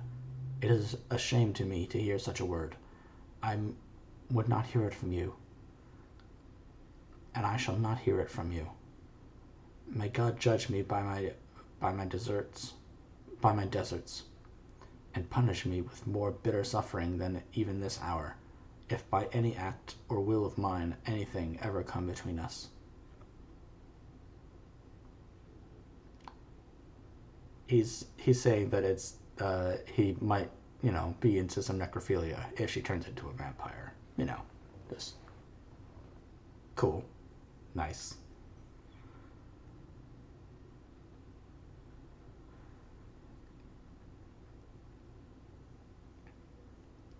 He put out his arms and folded her to his breast, and for a while she lay there sobbing.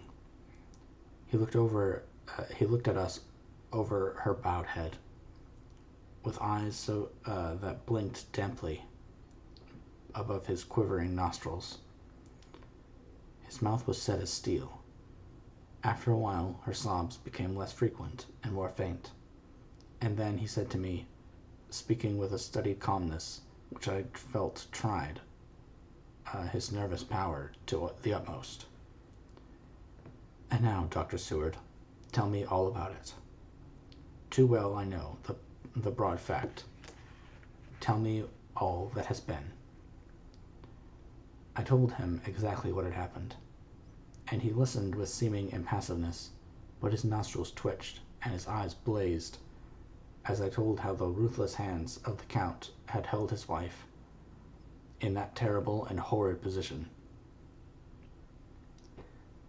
and with her mouth to the open wound in his breast.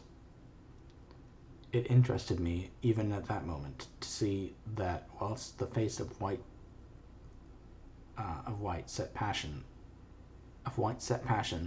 worked convulsively over the bowed head, the hands tenderly and lovingly stroked the ruffled hair.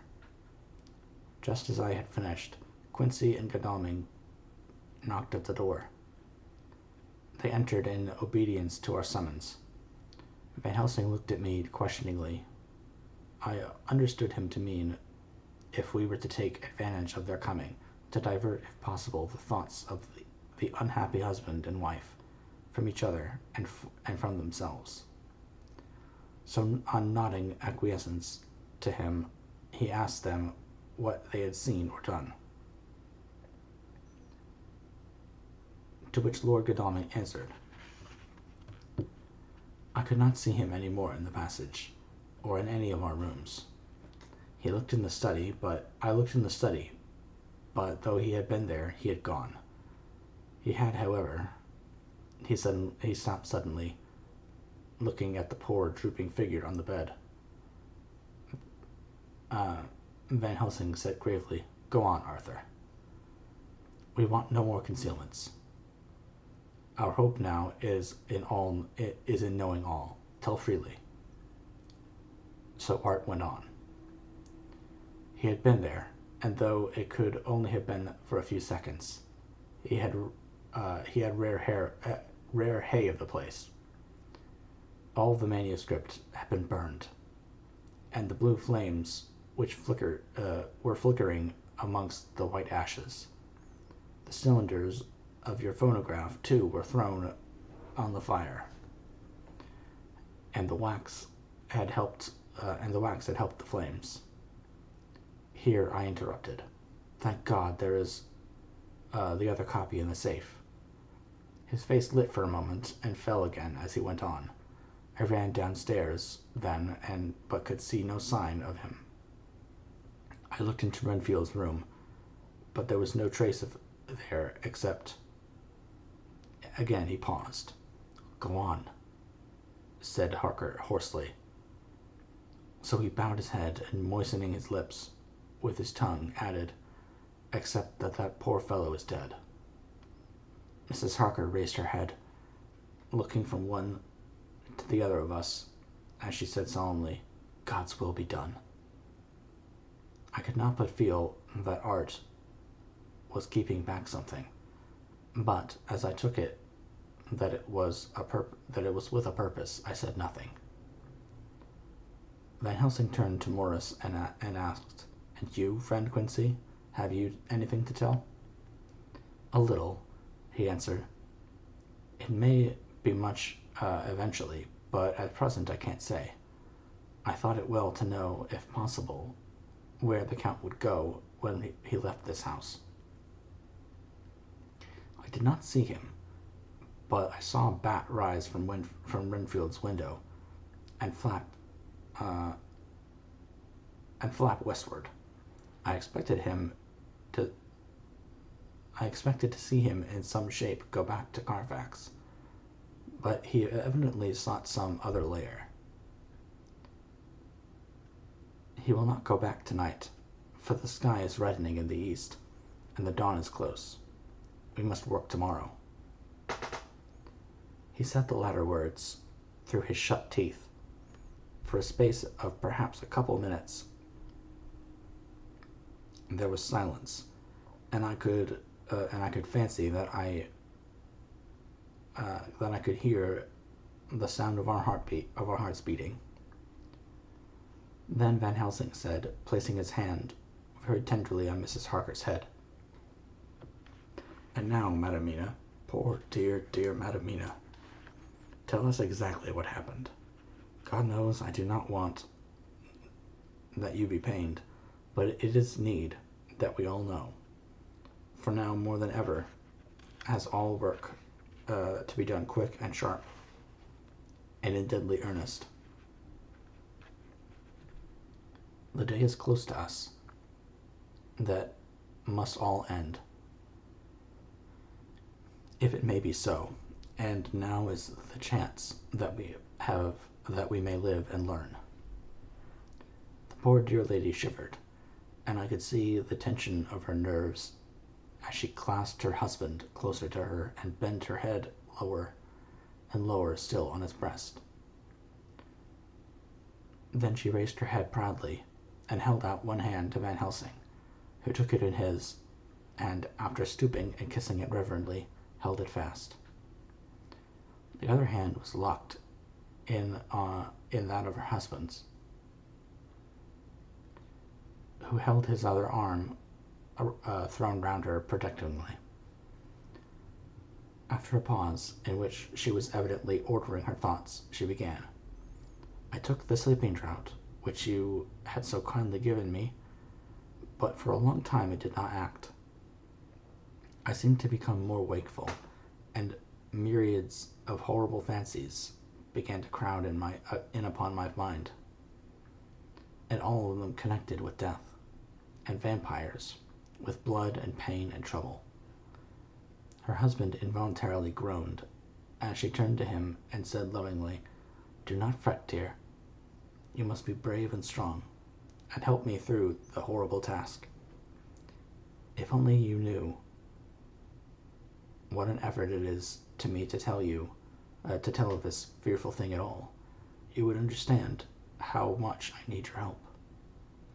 Well, I saw I must try to help the medicine to its work with my will, if it was to do me any good, so I resolutely set myself to sleep. Sure enough, sleep must soon have come to me, for I remember no more. Jonathan coming in had not waked me, for he lay by my side when next I remember. There was in the room the same white mist that I had before noticed, but I forget now if you know of this. You will find it in my diary, which I shall show you later. I felt the same vague terror which had come to me before, and the same sense of some presence. I turned to wake Jonathan, but found that he slept so soundly that it seemed as if it was he who had taken the sleeping draught, not I. I tried, but I could not wake him. This caused me a great fear, and I looked around, terrified. Then indeed my heart sank within me, beside the bed, as if he had stepped out of the mist, or rather as if the mist had turned into his figure, for it had entirely disappeared, stood a tall, thin man, all in black. I knew him at once from the description of the others, the waxen face, the high aquiline nose, on which the light fell in a thin white line, the parted red lips with the sharp white teeth showing between, and the red eyes that I had seemed to see in the sunset on the windows of St. Mary's Church at Whitby. I knew, too, that the scar on his forehead where Jonathan had struck him. For an instant my heart stood still, and I would have screamed out, only that I was paralyzed. In the pause he spoke in a sort of keen, cutting whisper, pointing as he spoke to Jonathan. "Silence. If you make a sound, I shall take him and dash his brains out before your very eyes." I was appalled, and was too bewildered to do it or say anything. With a mocking smile, he placed one hand upon my shoulder, and, holding me tight, bared my throat with the other, saying as he did so, "First, a little refreshment to reward my exertions. You may as well be quiet. It is not the first time, or the second, that your veins have appeased my thirst." I was bewildered, and strangely enough I did not want to hinder him. I suppose it is part of the horrible curse that is such when his touch is on his victim. And oh, my God, pity me. He placed his reeking lips upon my throat. Her husband groaned again. She clasped his hand harder, and looked at him pityingly, as if he were the injured one, and went on. I felt my throat fading away. I felt my strength fading away, and I was in a half swoon. How long this horrible thing lasted I know not, but it seemed that a long time must have passed before he took his foul, awful, sneering mouth away. I saw it drip with the fresh blood. The remembrance seemed for a while to overpower her, and she drooped, and would have sunk down but for her husband's sustaining arm. With a great effort she recovered herself and went on. Then he spoke to me mockingly. "And so you, like the others, would play your brains against mine. You would help these men to hunt me and frustrate me in my designs. You know now,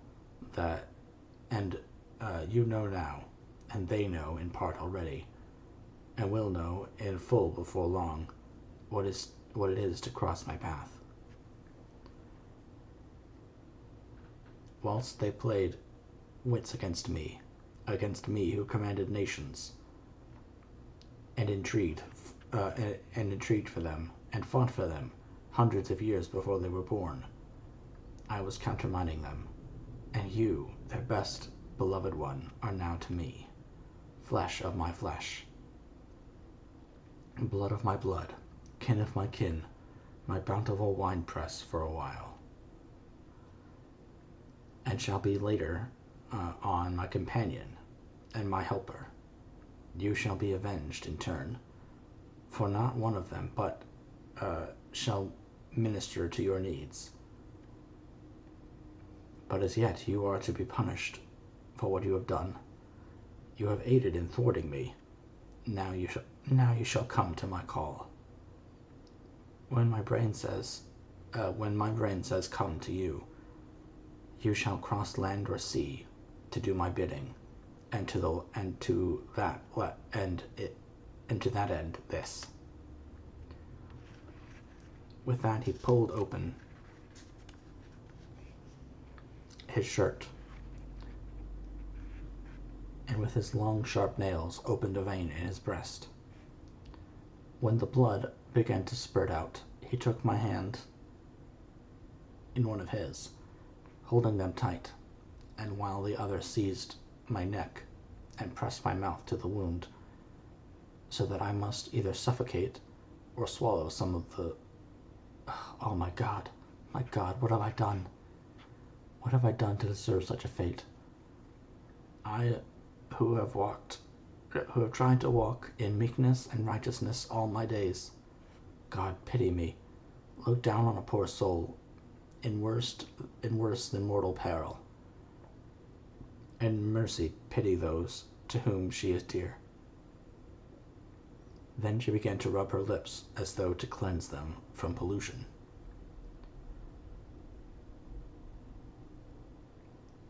As she was telling her terrible story, the eastern sky began to quicken, and everything became more and more clear.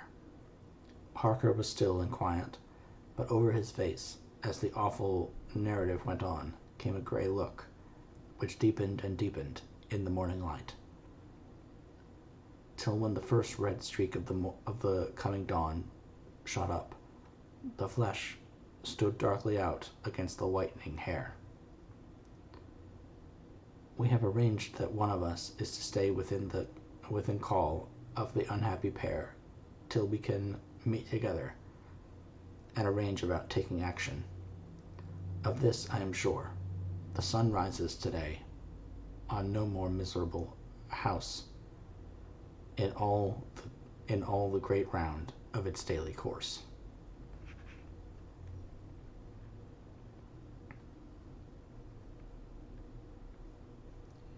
Okay.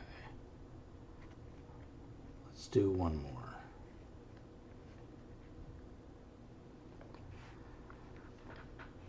Chapter 22. Jonathan Harker's Journal. 3 October. As I must do something or go mad, I write this diary. It is now 6 o'clock, and we are to meet in the study in half an hour and take something to eat. For Dr. Van Helsing and Dr. Seward are agreed that if we do not eat, we cannot work our best.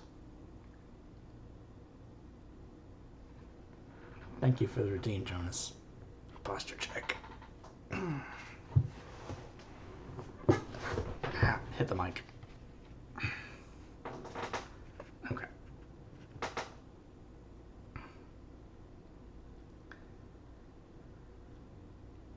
Our best will be, God knows, required today. I must keep writing at every chance, for I dare not stop to think. All big and little must go down. Perhaps at the end, the little things may teach us most. The teaching, big or little, could not have landed Mina or me anywhere worse than we are today. However, we trust and hope. We must trust and hope. Poor Mina told me just now, with the tears running down her dear cheeks, that it is in trouble and trial that our faith is tested, that we must keep on trusting, and that God will aid us up to the end. The end. Oh my God, what end? To work, to work. When Dr. Van Helsing and Dr. Seward had come back from seeing poor Renfield, we went gravely into what must be done. First, Dr. Seward told us that when he and Dr. Van Helsing had gone down to the room below, they had found Renfield lying on the floor, all in a heap. His face was all bruised and crushed in, and the bones of the neck were broken. Dr. Seward. Oh, thank you for the raid, Acanthophae. Thank you. Thank you so much. I really appreciate that. Welcome, Raiders. I am Emrys, the Fae Librarian, and we are reading Dracula. I hope that you guys were having a great stream, or that you guys had a great stream. What were you playing?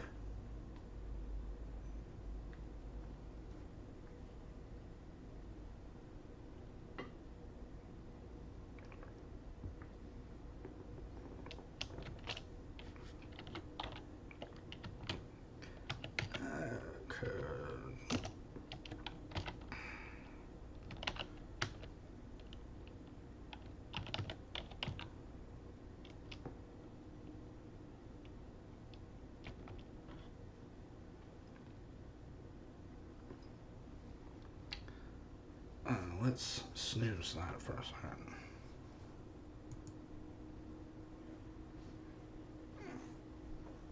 Stretch.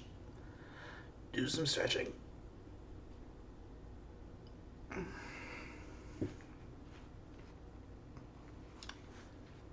Okay.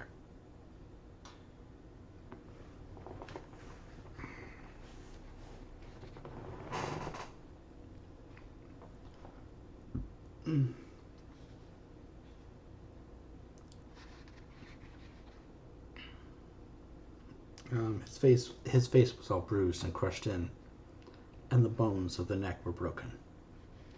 Dr. Seward asked the attendant who was on duty in the passage if he had heard anything. He said that he had been sitting down, he confessed to half dozing, when he heard loud voices in the room, and then Renfield had called out loudly several times, "God, God, God," and that after that there was a sound of falling, and when he entered the room he found him lying on the floor, face down, just as the doctors had seen him. Van Helsing asked if he had heard voices or a voice. He said that he could not say, that at first it seemed to him as if there were two voices, but there was no one in the room. But as there was no one in the room, it could have been only one. He could swear to it if required, and that the word God was spoken by the patient. Dr. Seward said to us, when we were alone, that he did not wish to go into the matter. The question of an inquest had been considered, and it would never do to put forward the truth, as no one would believe it.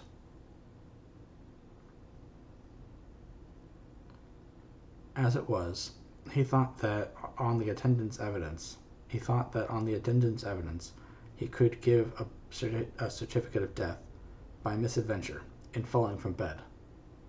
In case the coroner should demand it, there would be a formal inquest, necessarily to the same result. When the question began to be discussed as to what should be our next step, the very first thing we decided was that Mina should be in full confidence, that nothing of any sort, no matter how painful, should be kept from her. She herself agreed as to its wisdom, and it was painful to see her so brave and yet so sorrowful, and in such a depth of despair. There must be no concealment, she said. Alas, we have had too much already. And besides, there is nothing in all the world that can give me more pain than I have already endured, than I suffer now. Whatever may be, it must be of new hope or of new courage to me.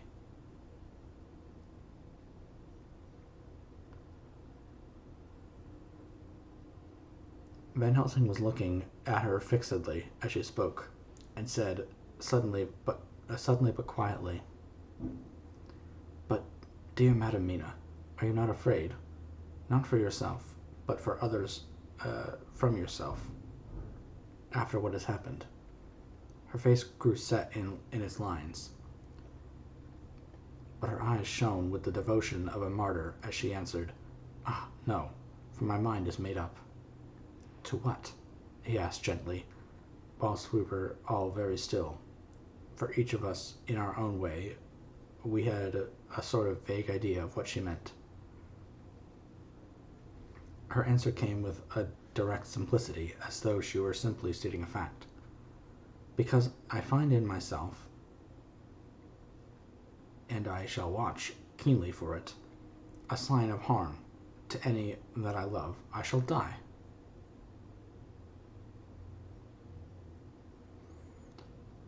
"You would not kill yourself?" he asked hoarsely. "I would. If there were no friend who loved me, who would save me such a pain and so desperate an effort. She looked at him meaningfully as she spoke. He was sitting down, but now he rose and came close to her and put his hand on her head as he said solemnly, "My child, there is such a one if it were for your good. For myself, I could hold it in my account with God to find such an euthanasia for you. Even at this moment, if it were best. Nay, were it safe.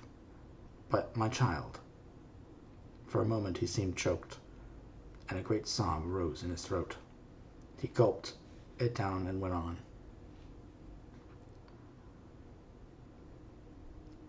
"There are here some who would stand between you and death. You must not die. You must not die by any hand, but least of all by your own. Until the other, who has fouled your sweet life, is true dead, you must not die. For if he is still with the quick undead, your death would make you even as he is. No, you must live. You must struggle and strive to live, though death would seem a boon unspeakable. You must fight death himself, though he come to you in pain or in joy, by the day or the night, in safety or in peril.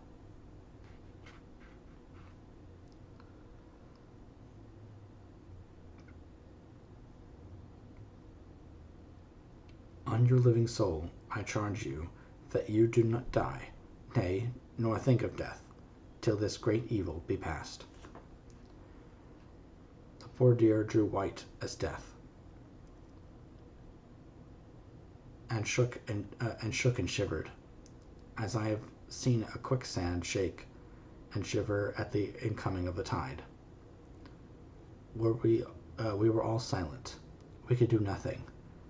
At length she grew more calm, and turning to him said sweetly, but oh so sorrowfully, as she held out her hand, "I promise you, my dear friend, that if God will let me live, I shall strive to do so, till, if it may be in his good time, this horror may have passed away from me."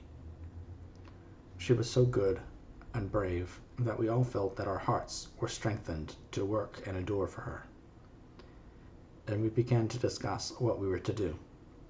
I told her that she was to have all the papers in the safe, and all the papers or diaries and phonographs we might hereafter use.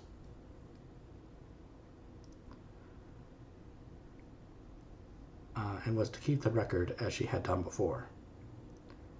She was pleased with the prospect of anything to do, if pleased, could be used in connection with so grim an interest. As usual, Van Helsing had thought ahead of everyone else, and was prepared with an exact ordering of our work. "It is perhaps well," he said, "that at our meeting after our visit to Carfax, we decided not to do anything with the earth boxes that lay there. Had we done so, the Count must have guessed our purpose, and would doubtless have taken measures in advance to frustrate such an effort with regard to the others.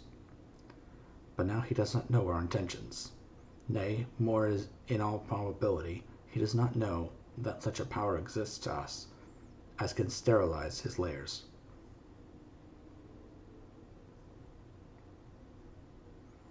So that he cannot use them as of old. We are now so much further advanced in our knowledge as to their disposition, that when we have examined the house in Piccadilly, we may track the very last of them. Today, then, is ours, and in it rests our hope. The sun that rose on our sorrow this morning guards us in its course. Until it sets tonight, that monster must retain whatever form he has now. He is confined within the limitations of his earthly envelope. He cannot melt into the thin air nor disappear through the cracks or chinks or crannies.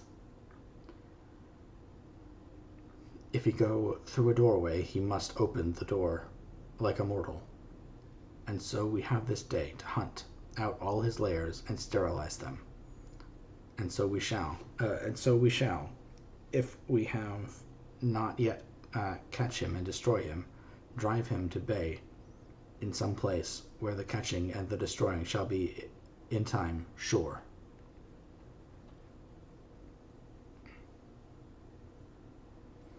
Here I started up, for I could not contain myself at the thought of the minutes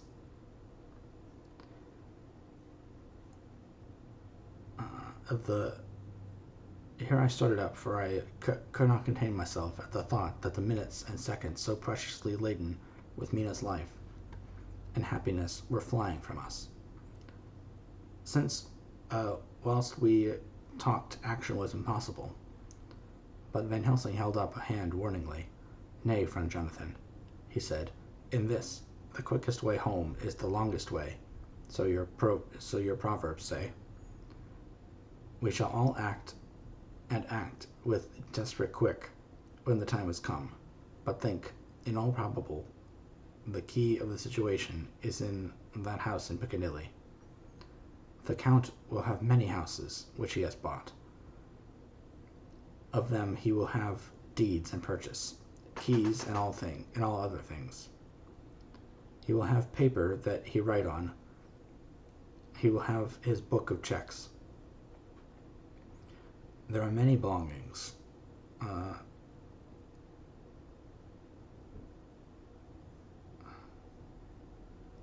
There are many belongings that he must have somewhere. Why not in this place so central, so quiet, where he come and go from the front or the back at all hour, when in the very vast of the traffic there is none to notice? We shall go there and search that house. And when we learn what it holds, then we do what our friend Arthur call, in his phrases of hunt, stop the earths. And so we run down our old fox. So, is it not?" "Then let us come at once," I cried. "We are wasting the precious time." The professor did not move, but simply said, "And how are we to get into that house in Piccadilly?" "Any way," I cried. "We shall break in if need be. And your police, where will they be? And what will they say?" I was staggered, but I knew that if he wished to delay, he had good reason for it. So I said as quietly as I could, "Don't wait more than need be. You know, I am sure, what torture I am in." "Ah, my child, that I do. And indeed there is no wish of me to add to your anguish. But just think, what can we do until all the world be at movement?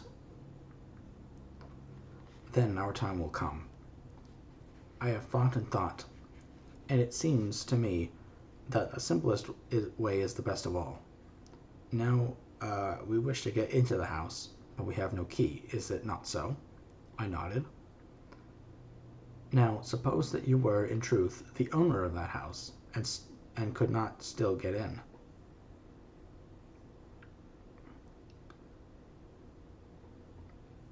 And think there was to you no conscience of the housebreaker. What would you do?" "I should get a respectable locksmith, and set him to work to pick the lock for me." "And your police, they would interfere, would they not?" "Oh, no, not if they knew the man was properly employed." "Then," he looked at me as keenly as he spoke, "all that is in doubt is the conscience of the employer, and the belief of your policeman as to whether or no that employer has a good conscience or a bad one. Your police must indeed be zealous and men and clever, oh so clever, in reading the heart, that they trouble themselves in such matter. No, no, my friend Jonathan, You go take the lock off 100 empty houses in this your London, or of any city in the world, and if you do not, and if you do it as such things are rightly done, at that time such things are rightly done. No one will interfere. I have read of a gentleman who owned a so fine house in London, and when he went for months of summer to Switzerland and locked up his house, some burglar came in and broke window at the back and got in. Then he went and made open the shutters in front and walk out in through the door before the very eyes of the police. Then he have an auction in that house and advertised it and put up a big notice. And when the day and when the day come, he sell off by a great auctioneer all the goods of that other man who owned them. Then he go to a building and he sell him that house, making an arrangement that he pull it down and take all away within a certain time, and your police and other authority help him all they can. And when that owner came back from his holiday in Switzerland, he found only an empty hole where his house had been. This was all done en règle, and in our work we shall be en règle too. We shall not go so early that the policemen who have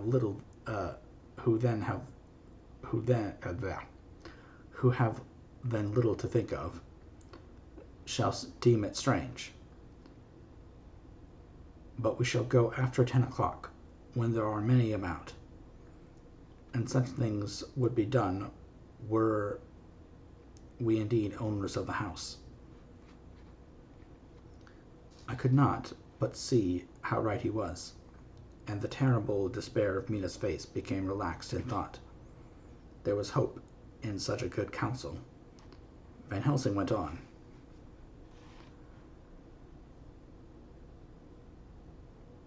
When once within that house, we may find more clues. At any rate, some of us can remain there, whilst the rest find the other places, where there be more earth boxes, at Bermondsey and Mile End. Lord Godalming stood up. I can be of some use here, he said. I shall wire to my people to have horses and carriages, where they will be most convenient. Look here, old fellow, said Morris. It is a capital idea to have all ready in case we want to go horsebacking, but don't you think that one of your snappy carriages with its heraldic ornaments in a byway of Walworth or Mile End would attract too much attention for our purposes? It seems to me that we ought to take cabs when we go south or east, and even them somewhere near the neighborhood we are going to. Friend Quincy is right, said the professor. His head is what you call in plane with the horizon. It is a difficult thing we go to do, and we do not want people to watch us, if so it may be. Mina took a growing interest in everything, and I was rejoiced to see that the affairs was helping her to forget for a time that terrible experience of the night. She was very, very pale, almost ghastly, and so thin that her lips were drawn away, showing her teeth in somewhat prominence. I did not mention this last, lest it should give her needless pain, but it made my blood run cold in my veins to think of what had occurred with poor Lucy when the Count had sucked her blood. As yet there was no sign of the teeth growing sharper, but the time, as yet, there was no sign of the teeth growing sharper. But the time as yet was short, and there was time for fear. When we came to the discussion of the sequence of our efforts, and of the disposition of our forces, there were new sources of doubt. It was finally agreed that before starting for Piccadilly, we should destroy the Count's lair close at hand, in case he should find it out too soon. We should thus be ahead of him in our work of destruction, and his presence in his purely material shape, and at his weakest, might give us some new clue. As to the disposal of forces, it was suggested by the professor that, after our visit to Carfax, we should all enter the house in Piccadilly, that the 2 doctors and I should remain there, whilst Lord Godalming and Quincy found the lairs at Walworth and Mile End and destroy them.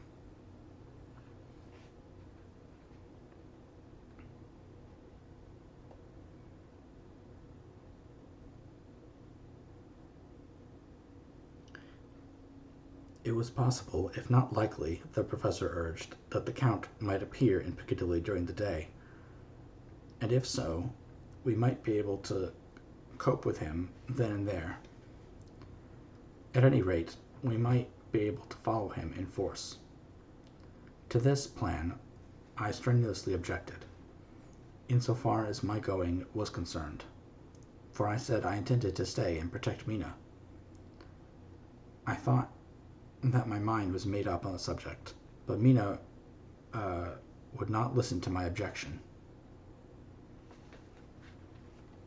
She said that there might be some law matter in which I could be useful, that amongst the Count's papers might be some clue which I could understand out of my experience in Transylvania, and that it was all the strength and that as it was, all the strength we could muster was required to cope with the Count's extraordinary power.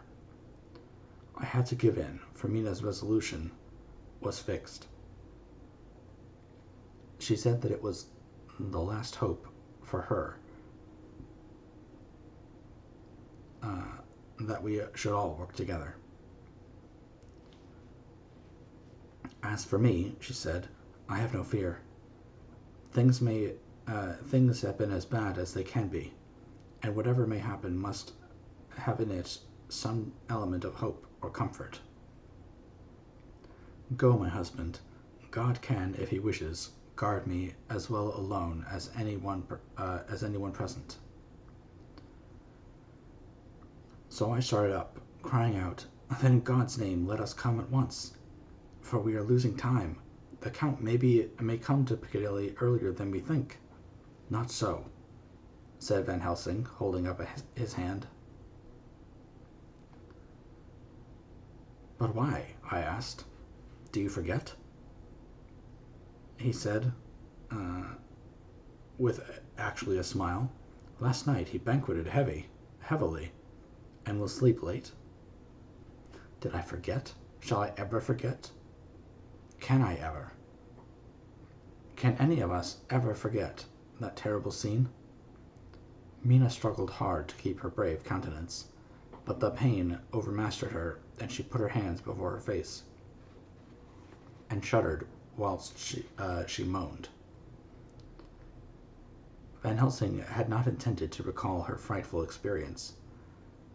He had simply lost sight of her, and her pain in the affair in his intellectual effort. When it struck him what he said, he was horrified at his thoughtlessness, and tried to comfort her. Oh, Madam Mina, he said, dear Madam Mina, alas, that I have all who so revere you should have that I of all who so revere you should have said anything so forgetful. These stupid old lips of mine and this stupid old head do not deserve so. But you will forget, will you not? He bent low beside her as he spoke. She took his hand and looking at him through her tears, said hoarsely, "No, I shall not forget, for it is well that I remember, and with it I have so much memory of you that is sweet, that I take it all together. Look, now you must all be going soon. Breakfast is ready, and we must all eat, that we may be strong." Breakfast was a strange meal to us all. We tried to be cheerful and encourage each other, and Mina was the brightest and most cheerful of us. When it was over, Van Helsing stood up and said, "Now, my dear friends, we go forth to our terrible enterprise. Are we all armed, as we were on that night when we first visited our enemy's lair, armed against ghostly as well as carnal attack?" We all assured him. "Then it is well. Now, Madam Mina, you are in any case quite safe here until the sunset. Before then we shall return. If we shall return. But before we go, let me see you armed against personal attack. I have myself, since you came down, prepared your chamber by the placing of things which we know, so that he may not enter. Now let me guard yourself. On your forehead I touch this piece of sacred water, in the name of the Father, the Son, and..." There was a fearful scream, which almost froze our hearts to hear. As he placed the wafer on Mina's forehead, it had seared it, and burned into the flesh as though it had been a piece of white-hot metal. My poor darling's brain had told her the significance of the fact as quickly as her nerves received the pain of it, and the two so overwhelmed her that her overwrought nature had its voice in that dreadful scream. But the words to her thought came quickly.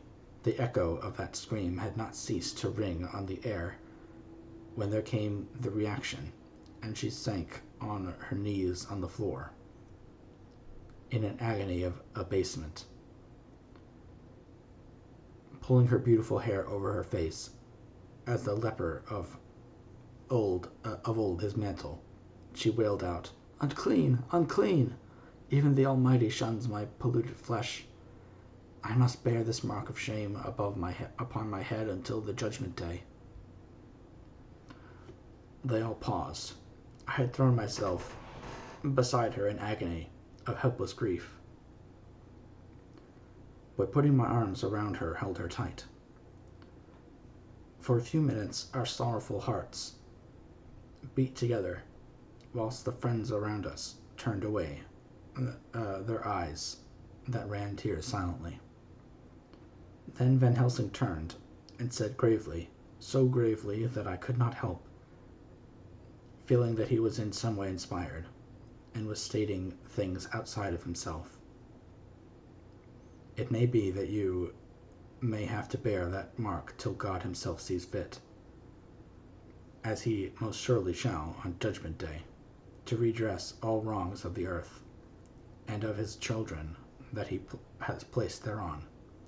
And oh, Madam Mina, my dear, may we who love you be there to see, when that red scar, the sign of God's knowledge of what has been, shall pass away, and leave your forehead as pure as the heart we know.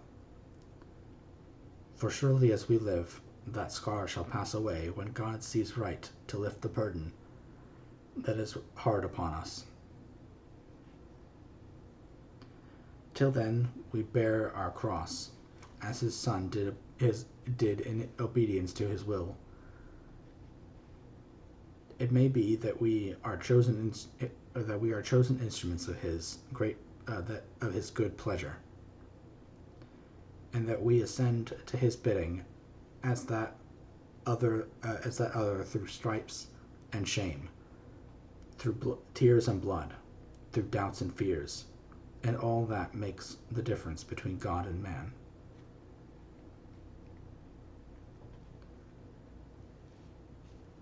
It was then time to start. So I said farewell to Mina, a parting which neither of us shall forget to our dying day, and we set out. To one thing I have made up my mind. If we find out that Mina must be a vampire in the end, then she shall not go into that unknown and terrible land alone. I suppose it is thus that in old times one vampire meant many, just as their hideous bodies could only rest in sacred earth. So the holiest love was the recruiting sergeant for their ghastly ranks. We entered Carfax without trouble, and found all the things the same as on the first occasion. It was hard to believe that amongst so prosaic surroundings of neglect and dust and decay there was any ground for such fear as we already knew. Had not our minds been made up, and had there not been terrible memories to spur us on, we could hardly have proceeded with our task. We found no papers, or any sign of use in the house, and in the old chapel the great boxes looked just as we had seen them last. Dr. Van Helsing said to us solemnly as we stood before him, "Now, my friends, we have a duty here to do. We must sterilize this earth, so the sacred of holy memories that he has brought from a far distant land for such fell use. He has chosen this earth because it has been holy. Thus we must defeat him with his only weapon, for we make it more holy still. It was sanctified to such use of man. Now we sanctify it to God." As he spoke, he took from his bag a screwdriver and a wrench, and very soon the top of one of the cases was thrown open. The earth smelled musty and close, but we did not somehow seem to mind, for our attention was concentrated on the professor. Taking from his box a piece of the sacred wafer, he laid it reverently on the earth, and then, shutting down the lid, began to screw it home, we aiding him as he worked. One by one, we treated in the same way each of the great boxes, and left them as we had found them, to all appearance, but in each was a portion of the host. When we closed the door behind us, the professor said solemnly, "So much is already done. If it may be that with all the others we can be so successful, then the sunset of this day may shine on Madam Mina's forehead, all white as ivory and with no stain." As we passed across the lawn on our way to the station to catch our train, we could see the front of the asylum. I looked eagerly, and in the window of my own room saw Mina. I waved my hand to her and nodded to tell that our work there was successfully accomplished. She nodded in reply, and to show that she understood. The last I saw, she was waving her hand in farewell.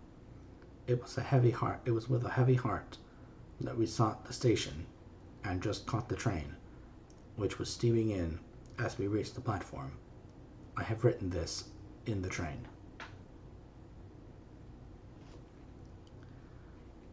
Piccadilly, 12:30 o'clock. Just before we reached Fenchurch Street, Lord Godalming said to me, "Quincy and I will find a locksmith. You had better not come with us in case there should be any difficulty, for under the circumstances it wouldn't seem so bad for us to break into an empty house. But you are a solicitor, and the Incorporated Law Society might tell you that you should have known better." I demurred as to my not sharing any danger, even of odium. But he went on. "Besides, it will attract less attention if there are not too many of us. My title will make it all right with the locksmith, and with any policeman that may come along. You had better go with Jack and the professor, and stay in the Green Park."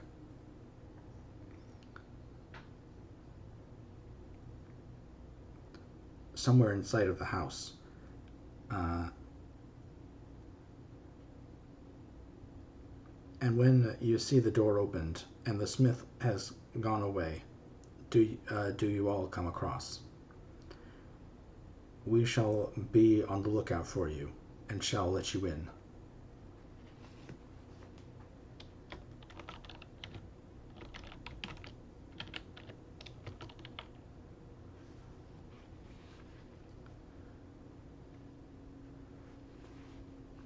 "The advice is good," said Van Helsing. So we said no more. Godalming and Morris hurried off in a cab, we following in another.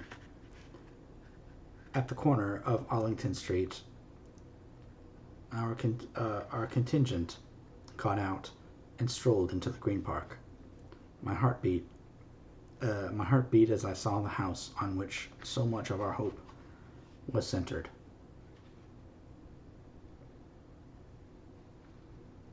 Looming up grim and silent in its deserted condition amongst its more lively and spruce-looking neighbors. We sat down on a bench with a good view and began to smoke cigars so as to attract as little attention as possible. The minutes seemed to pass with leaden feet as we waited for the coming of the others. At length we saw a four-wheeler drive up. Out of it, in leisurely fashion, got Lord Godalming and Morris, and down from the box descended a thick-set working man with his rush-woven basket of tools. Morris paid the cabman, who touched his hat and drove away. Together the two ascended the steps, and Lord Godalming pointed out what he wanted done. The workman took off his coat leisurely and hung it on one of the spikes of the rail, saying something to a policeman who just then sauntered along. The policeman nodded acquiescence, and the man, kneeling down, placed his bag beside him. After searching through it, he took out a selection of tools, which he produced to lay beside him in an orderly fashion. Then he stood up, looked into the keyhole, blew into it, and turning to his employers, made some remark. Lord Godalming smiled, and the man lifted a good-sized bunch of keys. Selecting one of them, he began to probe the lock, as if feeling his way with it. After fumbling about for a bit, he tried a second, then a third. All at once the door opened under a slight push from him, and he and the two others entered the hall. We sat still. My own cigar burned furiously, but Van Helsing's went cold altogether. We waited patiently as we saw the workman come out and bring in his bag. Then he held the door open, partly open, steadying it with his knees, whilst he fitted a key to the lock. This he finally handed to Lord Godalming, who took out his purse and gave him something. The man touched his hat, took his bag, put on his coat, and departed. Not a soul took the slightest notice of the whole transaction. The place smells.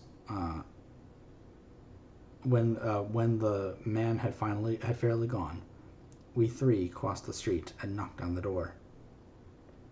It was immediately opened by Quincy Morris, beside whom stood Lord Godalming lighting a cigar. The place smells so vilely, said the latter as we came in. It did indeed smell vilely, like the old chapel at Carfax. And with our previous experience, it was plain to us that the Count had been using the place pretty freely. We moved to explore the house, all keeping together in case of an attack, for we knew we had a strong and wily enemy to deal with. And as yet, we did not know whether the Count might be in the house. In the dining room, which lay at the back of the hall, we found 8 boxes of earth. 8 boxes only out of the 9 which we sought.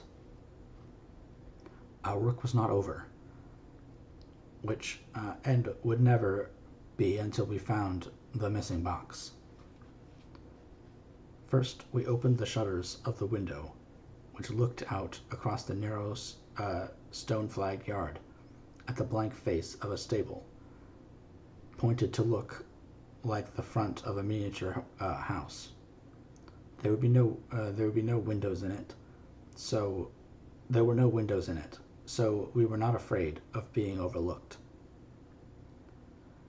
We did not lose any time in examining the chests. With the tools which we had brought with us, we opened them, one by one, and treated them as we had treated those others in the old chapel. It was evident to us that the Count was not at present in the house, and we proceeded to search for any of his effects. After a cursory glance at the rest of the rooms, from basement to attic, we came to the conclusion that the dining room contained any effects which might belong to the Count. And so we proceeded to minutely examine them. They lay in a sort of orderly disorder on the great dining room table. There were title deeds of the Piccadilly house in a great bundle, deeds of the purchase of the houses at Mile End and Bermondsey, note paper, envelopes, and papers and pens and ink. All were covered up in a thin wrapping paper to keep them from dust. There were also a clothes brush, a brush and a comb, and a jug and a basin, the latter containing dirty water which was reddened as if with blood. Last of all was a heap of keys of all sorts and sizes, probably those belonging to the other houses. When we had examined this last find, Lord Godalming and Quincy Morris, taking accurate notes of the various addresses of the houses in the east and south, took with them the keys in a great bunch, and set out to destroy the boxes in these places. The rest of us are, with what patience we can, waiting their return, or the coming of the Count.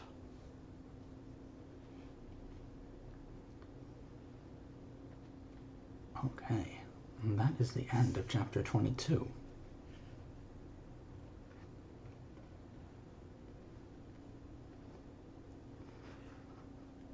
I'm gonna drink some water.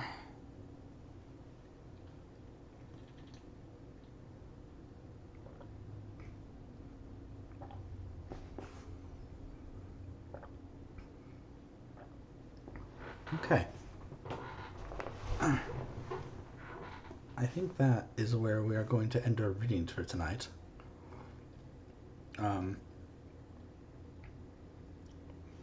but I definitely want to thank you guys for sticking around. Um, so we're getting really near the end here. There is there's 4 chapters left. Um, so we'll get to finish that probably this weekend. And so after well, I sent this earlier, but we are probably going to be doing Frankenstein next. Uh, um, that that seems to be the winner of our poll. So we're going to do Frankenstein after we finish Dracula, and then we'll do Iliad, Odyssey, and Pride and Prejudice after that. Um, unless unless we come up with some like really fantastic idea for a different reading in the next few weeks. So yeah, I hope that you guys had a fun time listening, as fun a time as I had reading, and I hope you guys have a great night. And I will find someone that we can raid. Let's see.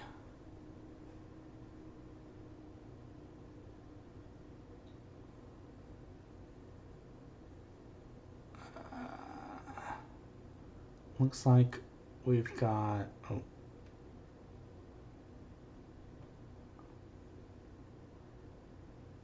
Oh, we've got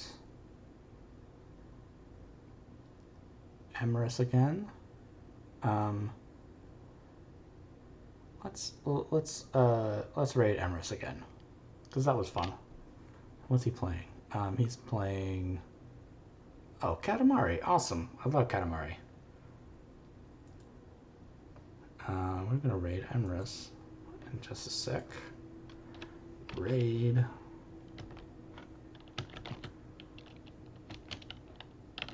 Emrys.